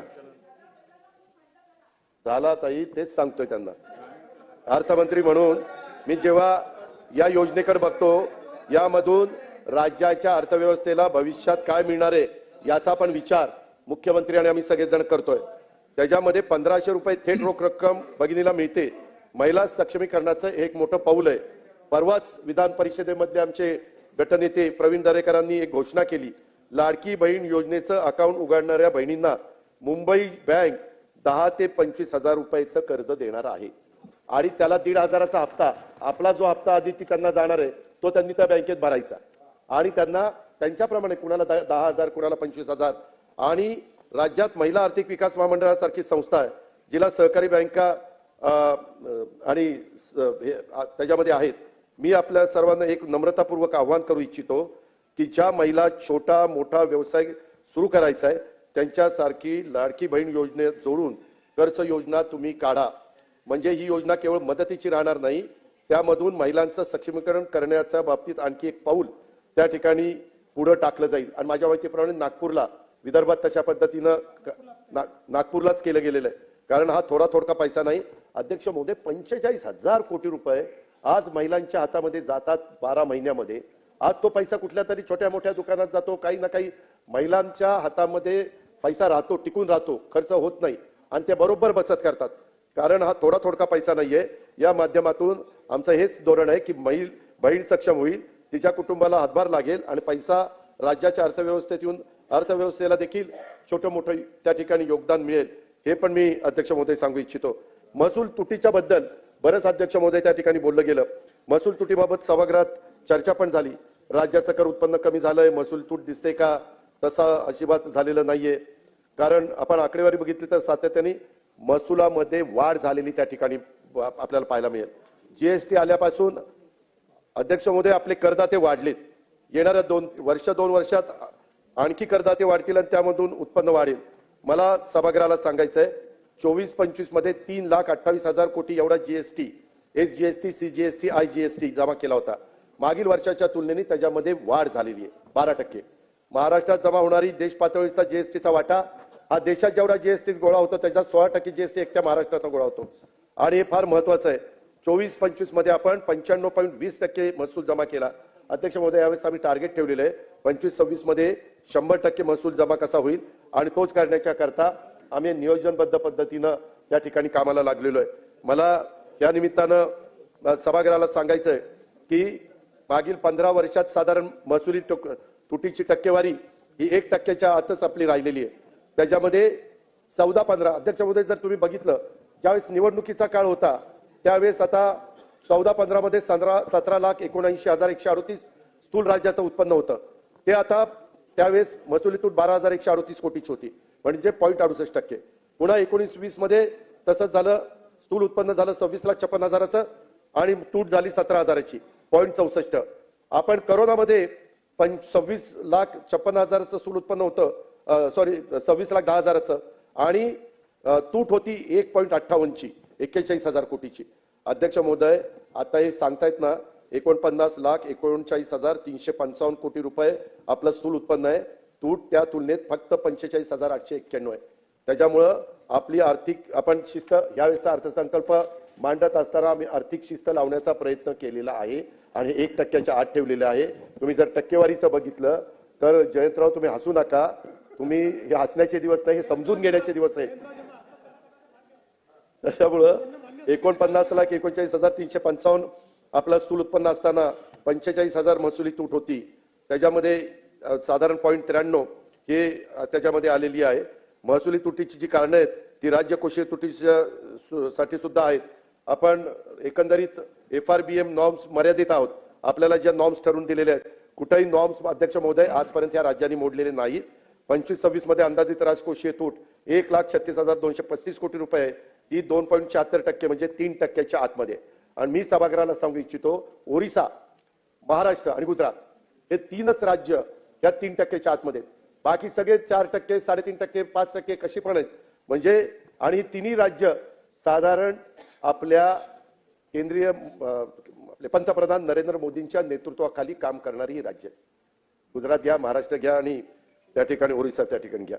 अध्यक्ष महोदय एकंदरीतच हे ज्यावेळेस आपण करतो मागील काही वर्षाची स्थिती आपण बघितली तर अर्थसंकल्प हा सातत्याने तुटीचा त्या ठिकाणी असतो. या अर्थसंकल्पात पण मी 45,000 तूट दाखवलेली हे मी नाकारत नाही. परंतु नवीन योजनांच्यासाठी अर्थसंकल्पात तरतूद न करता पुरवणी मागण्यांकडून तरतूद करण्याचा पर्याय आमच्याकडे आहे आणि पुरवणी मागण्यावर संपूर्ण राहता अर्थसंकल्पातच भरीव तरतूद करण्याचा पर्याय आम्ही यावेळी स्वीकारलेला आहे. कारण मागं एवढ्या पुरवणी मागण्या व्हायच्या आणि मग सगळे म्हणायचे की हे काय. असं असलं तरी अध्यक्ष महोदय राज्य उत्पन्नाच्या राज्यकोषीय तूट स्थूल उत्पन्नाच्या 3%च्या मर्यादेत ठेवण्यात आमचं सरकार त्या ठिकाणी यशस्वी झालेलं आहे आणि ही पण दक्षता आम्ही त्या बाबतीमध्ये घेतोय हे पण मला सभागृहाला सांगायचं आहे. अध्यक्ष महोदय काही सन्माननीय सदस्य म्हणतील तूट कमी करण्याच्या करता तुमचं काय चाललंय. मी तुटीचं समर्थन करतोय असा अर्थ कृपा करून सभासदांनी त्या ठिकाणी काढू नये. मागील 10 वर्षात राज्यकोषीय आणि महसुली तुटीचा अर्थसंकल्प मांडला गेलेला. काही वर्ष अपवाद आहेत, मी नाही म्हणत नाही. महसुली तूट कमी करण्यासाठी 2 पर्याय असतात. एक तर तुम्हाला तुमच्या उत्पन्नामध्ये वाढ केली पाहिजे आणि अनुत्पादन खर्चामध्ये त्या ठिकाणी कपात केली पाहिजे. उत्पादनामध्ये वाढ करण्याचा प्रयत्न केले तर गरिबांचा खिस्सा त्या ठिकाणी कापला जाईल. काय उत्पन्न अशी ओरड त्या ठिकाणी होते. कारण मुद्रांक शुल्क रेडी रेकनरचा बाबत याच अधिवेशनात लक्षवेधी आणली. त्याच्या उत्पन्न वाढीला अध्यक्ष महोदय मर्यादा आहेत.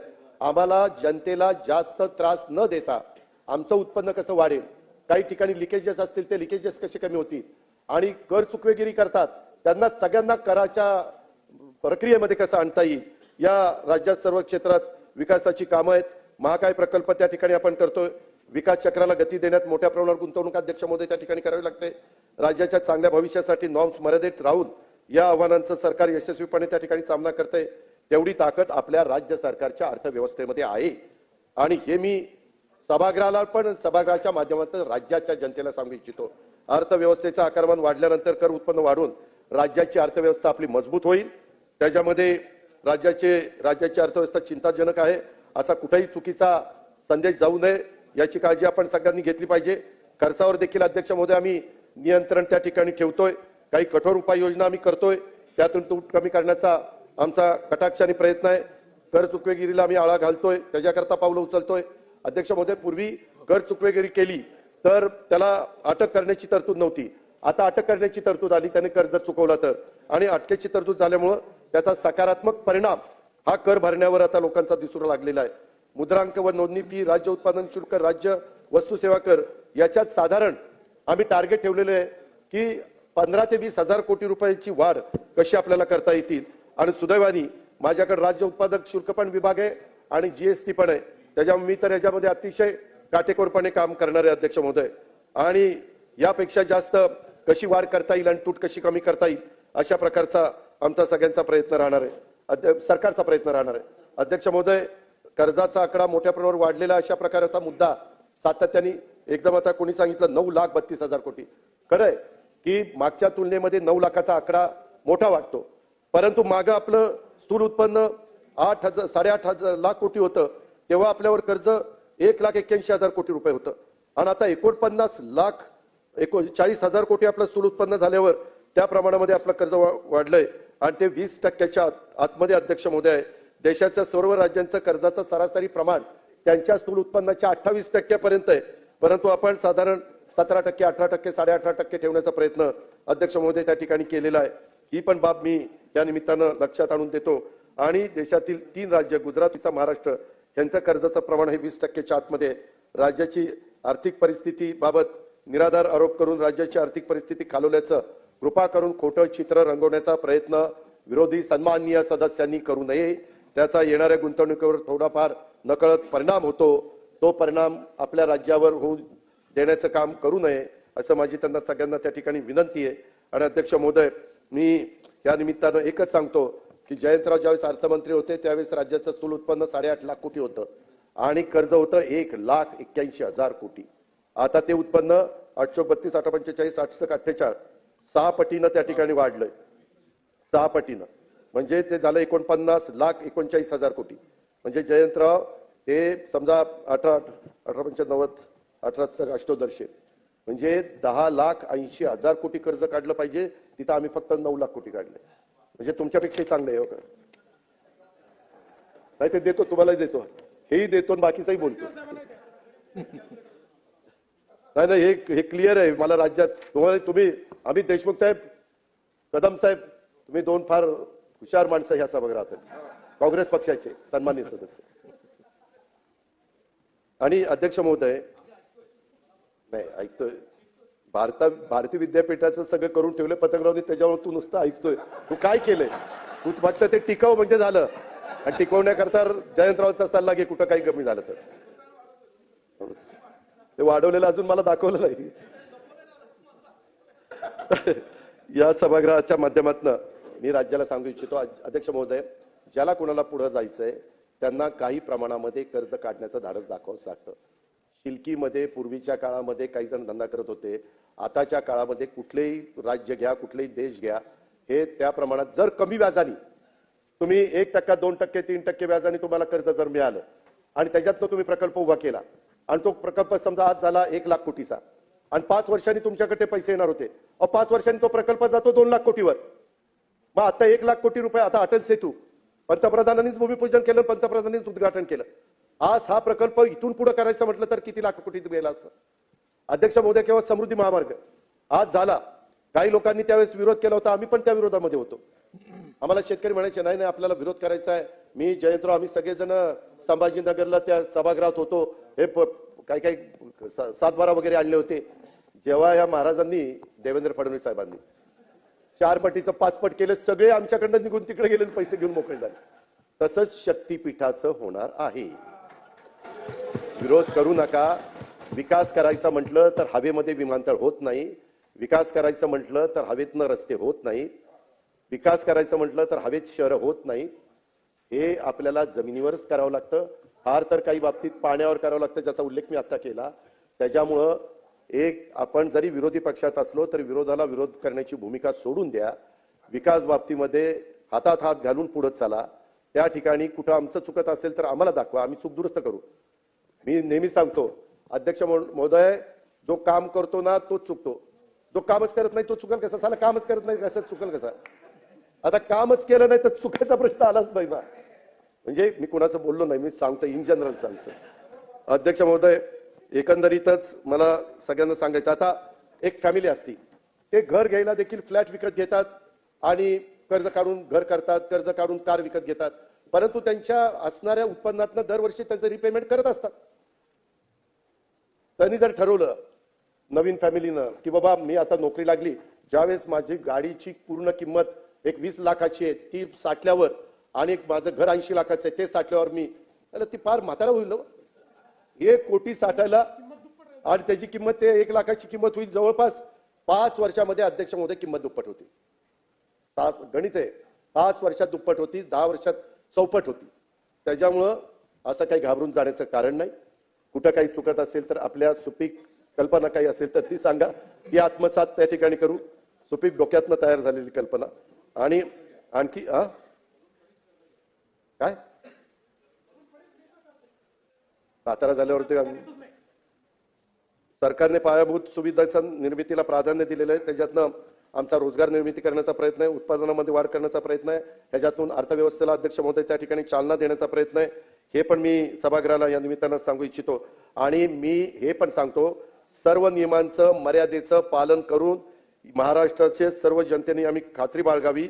मी आपल्याला एक गोष्ट जरूर सांगतो, त्या कर्जाचं प्रमाण किती असावं, केंद्र शासनाने काही नियम केलेले आहेत, त्या नियमात घालून दिलेल्या मर्यादेतच कर्ज घ्यावं लागतं. या मर्यादेत कर्ज घेतलं तरच राज्याचं पतमानांकन टिकून राहतं. नाहीतर अध्यक्ष महोदय कर्जच कोणी देत नाही. तुम्हाला परवानगी असेल तरच कर्ज मिळतं. आणखी एक गोष्ट मी सभागृहाला मुद्दाम सांगतो, कर्जांच्या निव्वळ आकड्यांच्या पेक्षा कर्जफेड करण्याची राज्याची क्षमता आहे का? कर्जाचा वापर 2 गोष्टी विचारात होण्याची आवश्यकता आहे. ते म्हणजे भांडवली खर्च आणि गुंतवणुकीत वाढ करण्यासाठी केलेला. त्यामुळे आम्ही महसुलात अनुषंगाने वाढ करण्याचा प्रयत्न करतोय.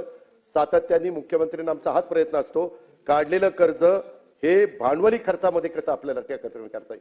आणि रिझर्व्ह बँक, हेही ऐकून घ्या, रिझर्व्ह बँक ऑफ इंडियाने राज्याचा रिस्क अनालिसिस हा अहवाल त्या ठिकाणी प्रसिद्ध केलेला आहे. त्यामध्ये महाराष्ट्र हे सुदृढ आर्थिक निर्देशांकाचं पालन करणारं राज्य आहे. त्याच्यामध्ये हेल्दी फिस्कल इंडिकेटर्स हे जे आहेत ते फार आपले चांगले आहेत आणि त्याचा आपण विचार सगळ्यांनी केला पाहिजे. त्यांनी खरोखरीच आपल्या महाराष्ट्राला एक सदृढ राज्य म्हणून त्याच्यामध्ये आपला उल्लेख केलेला आहे.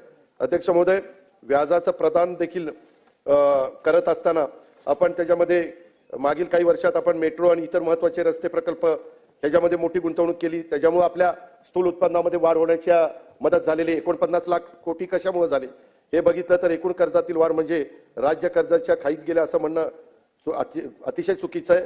मारल्या थापा भारी केला महाराष्ट्र कर्जबाजारी असं म्हणणाऱ्यांना तुमच्या काळात वाढलेल्या कर्जाचा देखील अधिविचार तुम्ही त्या ठिकाणी केला पाहिजे. हे पण मला या निमित्तानं सांगावंसं वाटतं.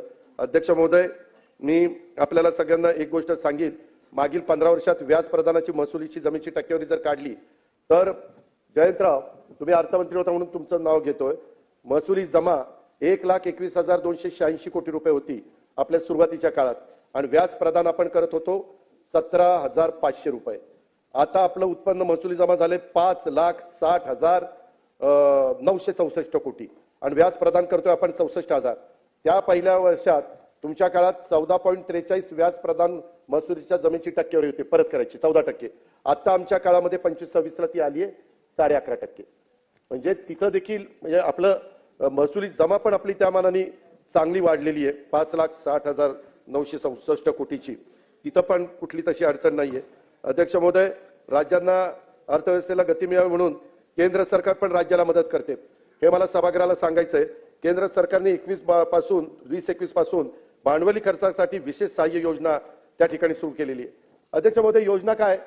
खरं तर खुल्या आर्थिक धोरणाचा स्वीकार डॉक्टर मनमोहन सिंग यांनी केला, पण त्या 10 वर्षात पण त्यांनी ही योजना आणलेली नव्हती. ही योजना अशी आहे की राज्यांना 50 वर्ष मुदतीचं बिनव्याजी कर्ज द्यायचं. कोण देणार? केंद्र सरकार. 24-25 मध्ये मी आता अर्थसंकल्पामध्ये केंद्र शासनाने ही योजना सुरू ठेवलेली आहे आणि या योजनेअंतर्गत मार्च अखेर मुख्यमंत्र्यांचा आणि आमचा दोन्ही उपमुख्यमंत्र्यांचा 12,000 कोटी रुपये आम्हाला बिनव्याजी 50 वर्षाच्या परतफेडीनं कसे प्राप्त होतील. कारण ते 50 वर्षांनी 12,000 द्यायचे. त्या 12,000चं आम्ही काय करणार? पर्यटन स्थळाचा विकास करणार, आम्ही त्याच्यातनं रस्ते करणार, आम्ही त्याच्यातनं मेडिकल कॉलेज बांधणार, आम्ही त्याच्यामध्ये प्रशासकीय इमारतीची बांधकामं करणार, पाणी पुरवठा योजना करणार, नागरी सुविधांची कामं करणार. या भांडवली खर्चाची कामं आम्ही करणार. द्यायचे कधी? 50 वर्षांनी. अध्यक्ष महोदय, ते 12,000 त्यावेळेस काही कोटी रुपये होतील, पण आपल्याला त्यावेळेस द्यायचे फक्त 12,000च. ही गोष्ट लक्षात घेतली पाहिजे. मला एवढंच सांगायचंय, केंद्राने ही योजना आणली नसती तर राज्यावर व्याज प्रदानाचं दायित्व वाढलं असतं. त्यामुळे केंद्र सरकारला, मोदी साहेबांना त्यांच्या सरकारला मी मनापासून त्यांचा धन्यवाद देतो, आभार मानतो. आणि ही योजना 2020-21 पासून केंद्र सरकारने सुरू केलेली आहे. भांडवली खर्चात वाढ करणं, तोच सूत्र ठेवून महाराष्ट्र देखील त्या पद्धतीने अध्यक्ष महोदय प्रयत्न करतोय. आणि त्याच्यामुळं हे कर्ज घेतलं तर उलट महाराष्ट्राचा त्याचा फायदाच आहे. अध्यक्ष महोदय, त्याच्यामध्ये टॅक्स जीडीपीचं प्रमाण ते पण मी आता सांगून तुमचा वेळ घेत नाही. अध्यक्ष महोदय, अर्थसंकल्पीय तरतुदीमध्ये काही विभागांना झुकतं माप दिलं. सारखं मागे देखील मी उद्धव ठाकरे साहेबांच्या मंत्रिमंडळात असायचो. राष्ट्रवादीला जास्त पैसे दिले, काँग्रेसला कमी दिले. नाही असू द्या ना, पण ते विरोधक असलं की ते बोलावंच लागतं ना. म्हणून आता तुम्ही बोलला, तुम्ही पण बोलला. भाजपला इतके एक मिनिटात जे बोलले ते त्याच्यामध्ये अध्यक्ष महोदय काही विभागांना निधी देताना झुकतं माप दिल्याचा आरोप विरोधकांनी केला. मी काही उदाहरणं देतो. अध्यक्ष महोदय, आता वित्त विभाग माझ्याकडे. अर्थसंकल्पात मी तरतूद किती केली? 1,84,227 कोटी. निवृत्ती वेतन, व्याज आणि कर्जाकरता किती जातात? 1,78,074 कोटी रुपये. म्हणजे 6,000 कोटी रुपये फक्त वित्त विभागाकडे राहतात. नियोजनला 34,900 कोटी रुपये तरतूद केली. जिल्हा वार्षिक योजनेला गेले 20,165 कोटी. रोजगार हमीला 5,170 कोटी. डोंगरी विकासला पैसे गेले, स्थानिक विकास आमदार निधीला पैसे गेले. सगळे मिळून 27,790 कोटी गेले. अध्यक्ष महोदय, विभागाला पैसे गेले म्हणजे त्या मंत्र्याला ते खर्च करता येतात अशातला भाग नाही. ते पैसे त्या हेडखाली त्या ठिकाणी जातात. आता लाडकी बहीण योजनेचे पैसे, आता अदिती इथं नाहीये, परंतु ते पैसे महिला बाल विकासला दिसतात. किंवा नमो, हे 6,060 कोटी रुपये आम्ही देतो वर्षाला, ते पैसे कृषीला दिसतात.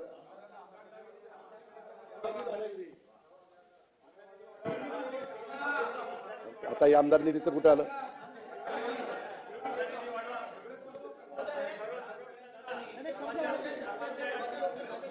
अध्यक्ष महोदय, त्याच्यामुळं अशा पद्धतीचा गैरसमज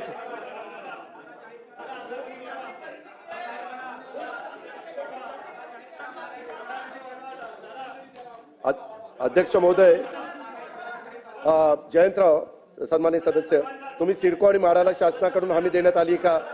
सिडको आणि म्हाडाला शासनाकडून हमी देण्यात आलेली नाही. सिडको आणि म्हाडाला शासनाकडून, पण MSRDCला आणि MMRDAला ह्याला हमी दिलेली. MMRDAचे पैसे MMRDAला दिली 60,000 कोटीची.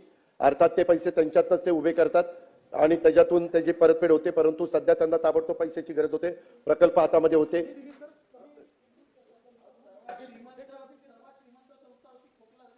त्यामध्ये MSRDCला आपण 33,640 कोटी रुपयाची हमी दिलेली आहे. आणि एकंदरीतच या शासन हमी बाबत येलो बुक तुम्ही जर बघितलं तर त्याच्यामध्ये ती दर्शवलेली आहे. हे पण आपल्या लक्षात येईल. मला आपल्याला एक सांगायचंय, आता काही जणांनी सांगितलं की शिवसेनेला पैसे त्या ठिकाणी आमच्या बाजूला कमी आले. MMRDAला आज 1,22,000 कोटीचे प्रकल्प राबवण्यात येत आहेत आणि MSRDCला 2,22,000 कोटीचे प्रकल्प राबवण्यात येत आहेत. 3,44,000 कोटीचे प्रकल्प मान्य असून अंमलबजावणीच्या विविध टप्प्यावरती आहेत. आता तसं जर बघितलं तर मग हेही पैसे हमी दिली ना, असं काय करताय? राज्य सरकारने हमी दिली ना, म्हणजे नाही पण रिफ्लेक्ट होते ना, असं काय करता? बरोबर काय बरोबर.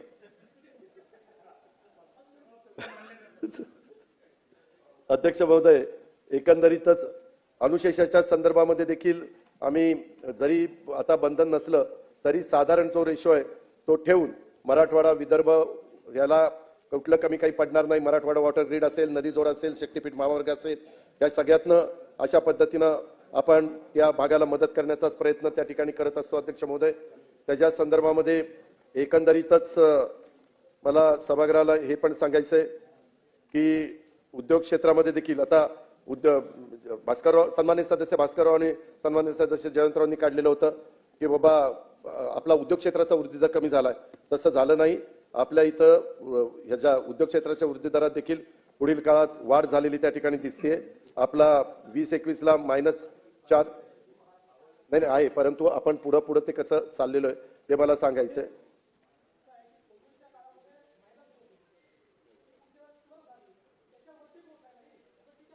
आणि सन्माननीय जयंतराव पाटील साहेब, आकडेवारी बघितली तर वीज, वायू, पाणी पुरवठा आणि खाणकाम या क्षेत्रात राज्याचा वृद्धी दर देशाच्या वृद्धी दरापेक्षा जास्त आहे. आणि जसं जसं आपलं गडचिरोलीच्या संदर्भातले आता आपले लिलाव निघतायत ते झाल्यानंतर अजून आपली परिस्थिती त्या ठिकाणी अधिक चांगल्या पद्धतीने होईल. वस्तू निर्माण बांधकाम क्षेत्रात वृद्धी दर वाढवण्याच्या करता उद्योगांना यावेळेस जाणीवपूर्वक सरकारने 6,400 कोटी रुपयाची प्रोत्साहन ची गरज लक्षामध्ये करून अर्थसंकल्पात तरतूद त्या ठिकाणी केलेली आहे. त्याचबरोबर एकंदरीतच सेवा क्षेत्राचा पण मुद्दा तुम्ही त्या ठिकाणी काढलेला होता. परंतु एकंदरीत जगातच स्लोडाऊन आहे, देशात स्लोडाऊन आहे, राज्यात पण काही प्रमाणामध्ये आहे. परंतु तरी देखील आपला भारताचा वृद्धी दर सेवा क्षेत्राचा जो आहे तो 24-25 मध्ये 7.3 होता आणि महाराष्ट्राचा वृद्धी दर 7.8 आहे त्या ठिकाणी आहे. त्याच्यावर तो कसा जास्तीचा राहील त्याचबद्दलचा प्रयत्न हे सरकार त्या ठिकाणी करतंय. एकंदरीतच दरडोई उत्पन्नाच्या बाबतीमध्ये मात्र मी तुमच्या मताशी सहमत आहे. कारण 6 जिल्हे मुंबई, पुणे, ठाणे, रायगड, नाशिक, नागपूर या 6 प्रमुख जिल्ह्यातच राज्याच्या अर्थव्यवस्थेचा वाटा 60% आणि बाकीच्या 24 जिल्ह्यात देशाच्या दरडोई उत्पन्नापेक्षा ते कमी आहे हे मान्य आहे.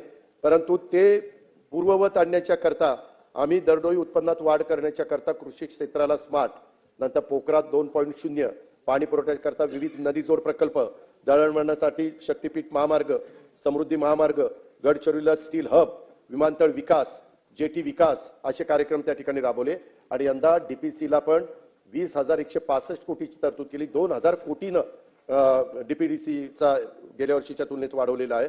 आणि त्याच्यामुळं आम्ही एवढ्यावरच आम्ही थांबलेलो नाहीये, तर कमी विकसित जिल्ह्यांमध्ये उद्योग क्षेत्राच्या वाढीसाठी अनेक प्रकारच्या सवलती ह्या देण्याचा कटाक्षाने राज्य सरकारचा प्रयत्न आहे.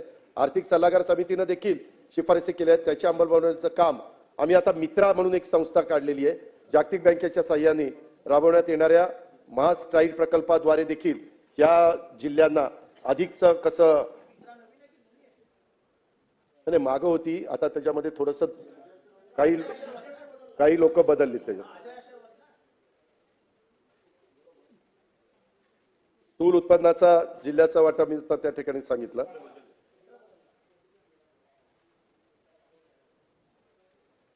अध्यक्ष महोदय, मी सभागृहाला ही पण गोष्ट सांगू इच्छितो की काही जे प्रकल्प आहेत, वैनगंगा, नळगंगा नदी जोड प्रकल्प, हा कुणाला फायदा होतोय? नागपूर, वर्धा, अमरावती, यवतमाळ, अकोला, बुलढाणा या जिल्ह्यांना. दमणगंगा, एकदरी, गोदावरी नदी प्रकल्प मराठवाड्यातील छत्रपती संभाजीनगर, जालना, बीड, परभणी या मराठवाड्यातील दुष्काळी क्षेत्राला.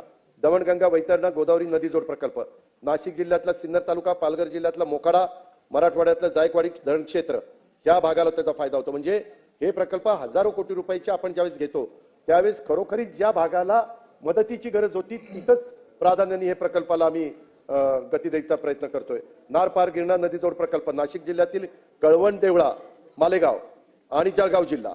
कोकण, उल्हास खोरे आणि वैतरणा खोरे, गोदावरी खोरे नदी जोड, उल्हास खोरे आणि वैतरणा खोरेला याचा फायदा होतोय. कोकण ते कोकण, तुम्ही नेहमी म्हणता कोकणला, आणि खरंय त्याच्यामुळे उत्तरेकडील कुंडलिका, पाताळगंगा, उल्हास खोरं तसेच दक्षिणेकडील शास्त्री, मुचकुंदी व कोंदवली खोरं याचा कोकण ते कोकण ह्या प्रकल्पाला त्याचा फायदा होतोय. वाढवण प्रकल्पाचा पालघर आणि ठाणे, नाशिक याला त्याचा फायदा होतो. शक्ती मार्गाचा वर्धा, यवतमाळ, हिंगोली, बीड, नांदेड, परभणी, धाराशिव, लातूर, सोलापूर, सांगली, कोल्हापूर, सिंधुदुर्ग या जिल्ह्यांना त्या ठिकाणी फायदा होतोय. अध्यक्ष महोदय, अशी पण टीका सन्माननीय सदस्यांनी केली की तुम्ही वेगवेगळी महामंडळं काढली परंतु त्यांना निधी दिला नाही. अध्यक्ष महोदय, महाज्योती असेल, सारथी असेल, बार्टी असेल, हे वेगवेगळी जी काही संस्था काढल्यात त्यांना निधी देण्याच्या बद्दलचा कटाक्षाने राज्य सरकारने प्रयत्न केलेला आहे. आणि हे सरकार सामाजिक घटकांच्या सर्वच महामंडळांना ताकद देण्याचा प्रयत्न करत आहे. चालू वर्षात देखील ह्या सगळ्यांना पुरेशी आर्थिक तरतूद त्या ठिकाणी उपलब्ध करून दिली जाणार आहे. त्याबद्दल कृपा करून कोणी गैरसमज त्या ठिकाणी करून घेऊ नये. त्याचबरोबर करा निरा योजनेकरता देखील पाणी उपलब्धतेच्या योजनेच्या पर्यायाचा प्राथमिक आराखडा महामंडळाकडे प्रस्ताव आलेला आहे. 2 पर्याय आहेत. हे प्रकल्प नियोजनाबाबत 3 पर्याय सादर केलेले आहेत. त्याची छाननी करून कृष्णा पाणी तंटा लवादाची बंधनं विचारात घेऊन आर्थिक व तांत्रिकदृष्ट्या योग्य पर्यायासह प्रस्ताव सादर करण्याबाबत महामंडळाला सूचना दिलेल्या आहेत. मंत्री महोदयांनी पण तसं खाली आदेश दिलेले आहेत. मालवणच्या बद्दल तुम्ही छत्रपती शिवाजी महाराजांच्या स्मारकाचा बर्थडे बॉय तुम्ही मुद्दा उपस्थित केलेला होता. त्याच्यामध्ये साधारण राजकोट किल्ल्यावरती छत्रपती शिवाजी महाराजांचा आपण 60 फुटी उंचीचा पुतळा त्या ठिकाणी उभा करण्याचं काम लवकरच पूर्ण करतोय. महाराष्ट्र शासनातर्फे तो लोकार्पण करण्यात येणार आहे. स्टेनलेस स्टील आणि माइल्ड स्टीलच्या सांगाड्यावर तो आपण उभा करतोय. ब्राजच्या पुतळ्याचं काम ITI मुंबई येथे तज्ञांच्या तपासणीत सुरू आहे. पुतळा चिरकाल टिकेल अशा प्रकारे डिझाईन केलेला आहे आणि सदर बांधकाम साहित्याची तपासणी देखील त्रयस्थ संस्थेकडनं करण्यात येते. त्याच्यावर छत्रपती शिवाजी महाराजांचा अतिशय सुंदर सुबक प्रदीर्घ काळ टिकाऊ उत्कृष्ट दर्जाचं स्मारक सर्वसामान्य जनतेला सदैव प्रेरणादायी ठरेल, अभिमान वाटेल अशा पद्धतीने आपण ते निर्माण करतोय. आणि त्याच्यात पहिला मुख्यमंत्र्यांनी ते 100 दिवसात घेतलं होतं, परंतु घाई होईल म्हणून थोडं आपण त्याला मला वाटतं वेळ वाढवून दिलेला आहे या प्रकल्पाला. त्याचबरोबर बीड जिल्ह्याच्या संदर्भामध्ये विजयसिंह पंडितनं एक प्रश्न उपस्थित केलेला होता की तिथल्या विमानतळाचा. मी आजच त्याच्याबद्दल बोललेलो आहे. साधारण मी सांगू इच्छितो की जिल्हाधिकारी बीड यांनी याबाबतचा प्रस्ताव शासनाला पाठवला आहे. भूसंपादन राज्य केंद्र शासनाच्या विविध मंजुऱ्या याबाबत वेगाने त्या ठिकाणी काम करण्यात येईल. आणि बीडला काही झालं तरी मुख्यमंत्र्यांचा दोन्ही आमचा उपमुख्यमंत्र्यांचा प्रयत्न तिथं विमानतळ किमान 3 किलोमीटर लांबीची तरी धावपट्टी असली पाहिजे अशा पद्धतीचं काम आपण करतो, जेणेकरून त्याचा डायरेक्ट इनडायरेक्ट फायदा बीड सारख्या जिल्ह्याला निश्चितपणे होईल. दिल्लीत पण मध्ये एक कार्यक्रम होता. मी आणि एकनाथराव शिंदे साहेब आणि उदय सामंत साहेब त्याला होतो. त्या अर्थसंकल्पात उल्लेख नसलेला गोष्ट आहे म्हणून मी ते निदर्शनास आणू इच्छितो की दिल्लीत जे मराठी साहित्य संमेलन झालंय त्यात नवी दिल्लीत राहणाऱ्या मराठी भाषिकांच्या करता एकत्र जमण्याच्या करता किंवा स्नेहमेळावे साजरे करण्याकरता सांस्कृतिक भवन उभारण्याचा संकल्प आम्ही बोलून दाखवला. मुख्यमंत्री महोदय तो आपण या उत्तरामध्ये आम्ही आता त्या दृष्टीने कारवाई करण्याच्या आश्वासनाची आम्ही नक्कीच पूर्तता त्या ठिकाणी करू.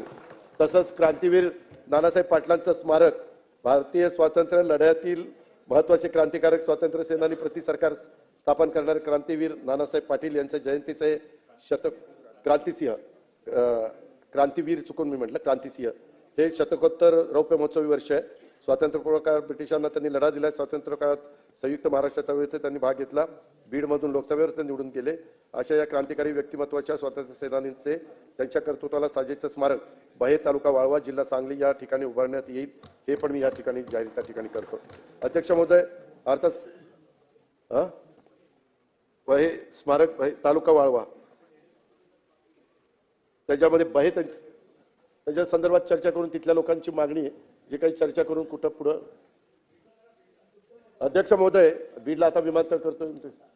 अध्यक्ष महोदय अर्थसंकल्प मांडण्यामागची माझी भूमिका मी स्पष्ट केलेली होती की सन्माननीय सदस्यांनी काही उत्तर देण्याचा पण प्रयत्न केला, पण काही खूप सदस्यांनी 76-75 सदस्य होते. काही मुद्दे आवश्यकते बाबतीत त्यांचं म्हणणं पत्र देऊन त्यांनी मला कळवावं. त्यांच्या मतदारसंघातील समस्यांवर मार्ग काढण्याचा प्रयत्न आम्ही लोक आणि महायुतीचं सरकार निश्चित करेल. मी पुन्हा एकदा सर्वांना सांगतो की आपण मतभेद विसरून एक होऊन महाराष्ट्राला सर्व क्षेत्रात नंबर 1 वर आणण्याचा प्रयत्न त्या ठिकाणी करूया. एकंदरीतच वेगवेगळीची उत्तरं वेगवेगळ्या मान्यवरांनी त्या ठिकाणी दिलेली आहे. खूप जणांनी भास्करराव सन्मानित सदस्य भास्करराव जयंतराव नानाभाऊ वडेट्टीवार या पुरंदरच्या पुणे विमानतळाच्या संदर्भातलं नोटिफिकेशन आपण काढलेलं आहे. त्याच्यामध्ये कुठली पण अडचण येणार नाही आणि स्वतः त्याच्या संदर्भामध्ये निधीची कमतरता त्या ठिकाणी पडून दिली जाणार नाही. अध्यक्ष महोदय या वडेट्टीवार साहेब या मान्यवरांनी एकेकाळी सरकारमध्ये होतो त्याच्यामध्ये अनेक मान्यवर होते, परंतु बोलत असताना कष्टी डुबी लेकिन पाणी कम था असंही काहींनी सांगितलं. आता तिकडचं पाणी कमीच व्हायला लागलेलं त्याला मी काय करू, त्याचा विचार तुम्हीच लोकांनी केला पाहिजे. एकेकाळी माझ्यासोबत असणाऱ्या सन्मान्य सदस्य भास्करराव, सन्मान्य सदस्य जयंतराव, सन्मान्य सदस्य नानाभाऊ पटोले साहेब, सन्मान्य सदस्य विजय वडेट्टीवार साहेब, त्याच्यामध्ये ह्या सगळ्यांना मला सांगायचंय एकेकाळी तुम्ही माझ्याबरोबर होता. सर्व मान्यवर माझ्या अर्थसंकल्पातल्या त्रुटी काढत आहेत. त्यांना मी एवढंच सांगू इच्छितो, ठीक आहे तो त्रुटी काढण्याचा तुम्हाला अधिकार आहे. कमजोरियां मत खोज, मुझमें मेरे दोस्त, कमजोरियां मत खोज मुझमें मेरे दोस्त, एक तू भी शामिल है मेरी कमजोरियों में, ये भी याद आहे. जयंतराव, आपण भाषणामध्ये बरंच काही सांगितलं. संत तुकारामाचे अभंग घेतले नाहीत. एकनाथरावांना सगळं तुमच्यासाठी आहे. त्याच्यामध्ये आम्ही संत तुकाराम महाराजांना विसरलो नाही, एकनाथ महाराजांना त्या ठिकाणी विसरलो नाही, एकनाथराव शिंदेंना पण आम्ही विसरलेलो नाहीये. हे सगळेजण तुम्हाला मी सांगतो, कालच जगद्गुरु संत तुकाराम महाराजांच्या नावाचा पुरस्कार आमच्या एकनाथराव शिंदे साहेबांना त्या ठिकाणी मिळालेला आहे. असे आमचे एकनाथराव शिंदे. आणि खरं तर त्या संस्थांनी दिला पुरस्कार. कोण देतो तेही विसरला का इतक्या कमी दिवसात? देव संस्थांनी. त्याच्यामध्ये आणखीन बऱ्याच काही गोष्टी आहेत अध्यक्ष महोदय, परंतु अहिल्यादेवींचं सांगितलं, सभागृहातच सांगितलं. स्वतः राम शिंदे साहेब त्याच्यामध्ये लक्ष घालतायत. राम शिंदे सांगतील तशा प्रकारे सगळं काम चालतं. सभापती महोदय म्हणजे ते सभापती महोदय. अध्यक्ष महोदय, त्याच्यामध्ये मी जयंतराव तुम्हाला आवडतात म्हणून संत तुकारामांचा तुम्ही सारखा उल्लेख केला. मी दोनच ओळी ऐकवतो. ज्याची खरी सेवा नाही भय त्याच्या जीवा, ज्याची खरी सेवा नाही भय त्याच्या जीवा, असं संत तुकारामांचे विचार आहेत. आमची सेवा करण्याची वृत्ती खरी आहे, त्यामुळं निर्भयाने आमची वाटचाल त्या ठिकाणी सुरू आहे. वस्तुस्थिती स्वीकारून राज्याला विकासाच्या दृष्टीनं पुढे नेण्याचा प्रयत्न आमचा मनापासूनचा आहे. जी आश्वासनं पूर्ण करता येतील, सांगितलं बापू, सांगितलं ना. अहो, पुण्याकरता जो विमानतळ करायचा आहे, उद्याची 50-100 वर्ष डोळ्यासमोर ठेवून त्या विमानतळाची जागा केंद्र सरकारच्या विभागांनी फायनल केलेली आहे.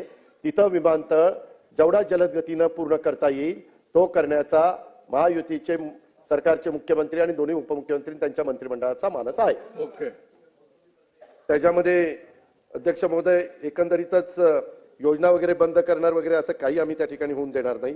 ज्या योजना चालू ठेवणं गरजेचं आहे ते त्या ठिकाणी आम्ही करणारच. भास्करराव, तुम्ही सुरुवातीला भाषणात वृक्षदादा आता रसिक झालेत असं माझं त्या ठिकाणी कौतुक केलेलं आहे, परंतु माझ्या डोळ्यावर झापडं नसून माझा व्यापक दृष्टिकोन हे आपण लक्षामध्ये ठेवा.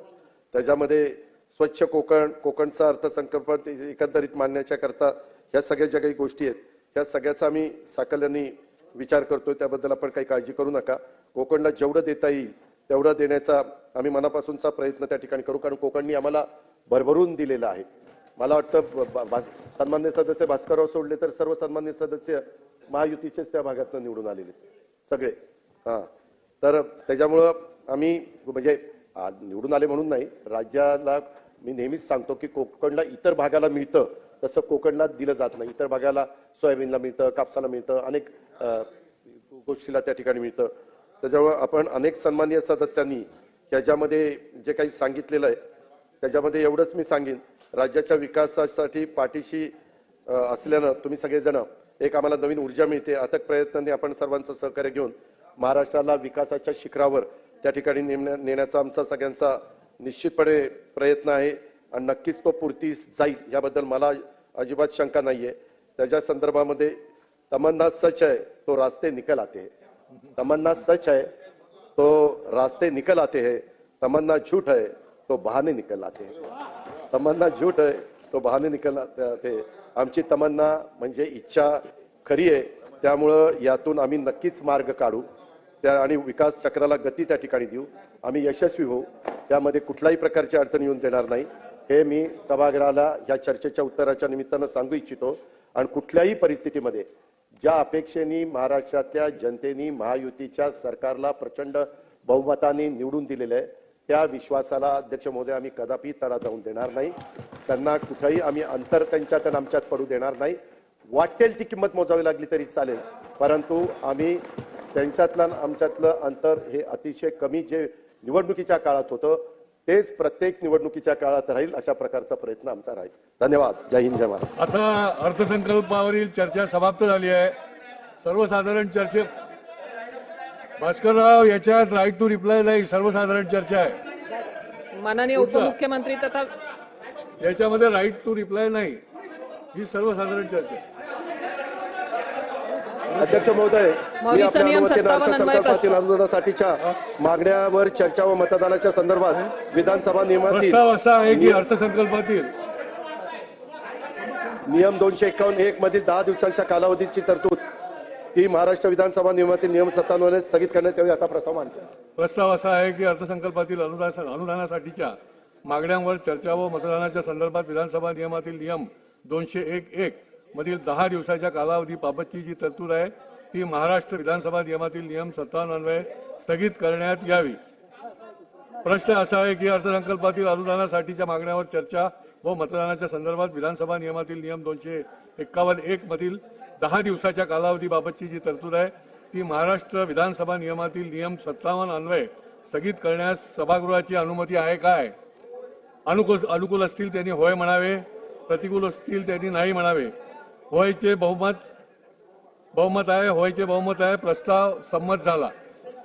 स्थापनार्थ सन 2025 चे विधानसभा विधेयक क्रमांक 21 चला आता- महाराष्ट्र कर व्याज शास्ती किंवा विलंब शुल्क सार्वजनिक आता- क्षेत्रातील उपक्रम कंपन्यांनी प्रदेय असलेल्या त्यांच्या थकबाकीची तडजोड करण्याबाबत विधेयक 2025. अध्यक्ष महोदय, सन 2025 विधानसभा विधेयक क्रमांक 21 महाराष्ट्र कर व्याज शास्ती किंवा विलंब शुल्क सार्वजनिक क्षेत्रातील उपक्रम कंपन्यांनी प्रदेय असलेल्या यांच्या थकबाकीची तडजोड करण्याबाबत विधेयक 2025 मांडण्यास मला सभागृहाची अनुमती मिळावी. प्रस्ताव असा आहे की सन 2025 चे विधानसभा विधेयक क्रमांक 21 महाराष्ट्र कर व्याज शास्ती किंवा विलंब शुल्क सार्वजनिक क्षेत्रातील उपक्रम कंपन्यांनी प्रदेय असलेल्या यांच्या थकबाकीची तडजोड करण्याबाबत विधेयक 2025 मांडण्यास अनुमती देण्यात यावी. प्रश्न असा आहे की सन 2025 चे विधानसभा विधेयक क्रमांक 21 महाराष्ट्र कर व्याज शास्ती किंवा विलंब शुल्क सार्वजनिक क्षेत्रातील उपक्रम कंपन्यांनी प्रदेय असलेल्या यांच्या थकबाकीची तडजोड करण्याबाबत विधेयक 2025 मांडण्यास सभागृहाची अनुमती आहे काय? अनुकूल असतील त्यांनी होय म्हणावे, प्रतिकूल असतील त्यांनी नाही म्हणावे. होयचे बहुमत आहे, होयचे बहुमत आहे. प्रस्ताव संमत झाला. मंत्री महोदय अध्यक्ष महोदय, मी आपल्या मतीने सन 2025 विधानसभा विधेयक क्रमांक 21 महाराष्ट्र कर व्याज शास्ती आणि किंवा विलंब शुल्क सार्वजनिक क्षेत्रातील उपक्रम कंपनीनी प्रदेय असलेल्या यांच्या थकबाकीची तडजोड करण्यावरचे विधेयक 2025 मांडतो. सन 2025 चे विधानसभा विधेयक क्रमांक 21 महाराष्ट्र कर व्याज शास्ती किंवा विलंब शुल्क सार्वजनिक क्षेत्रातील उपक्रम कंपन्यांनी प्रदेय असलेल्या यांच्या थकबाकीची तडजोड करण्याबाबत विधेयक 2025 मांडण्यात आले.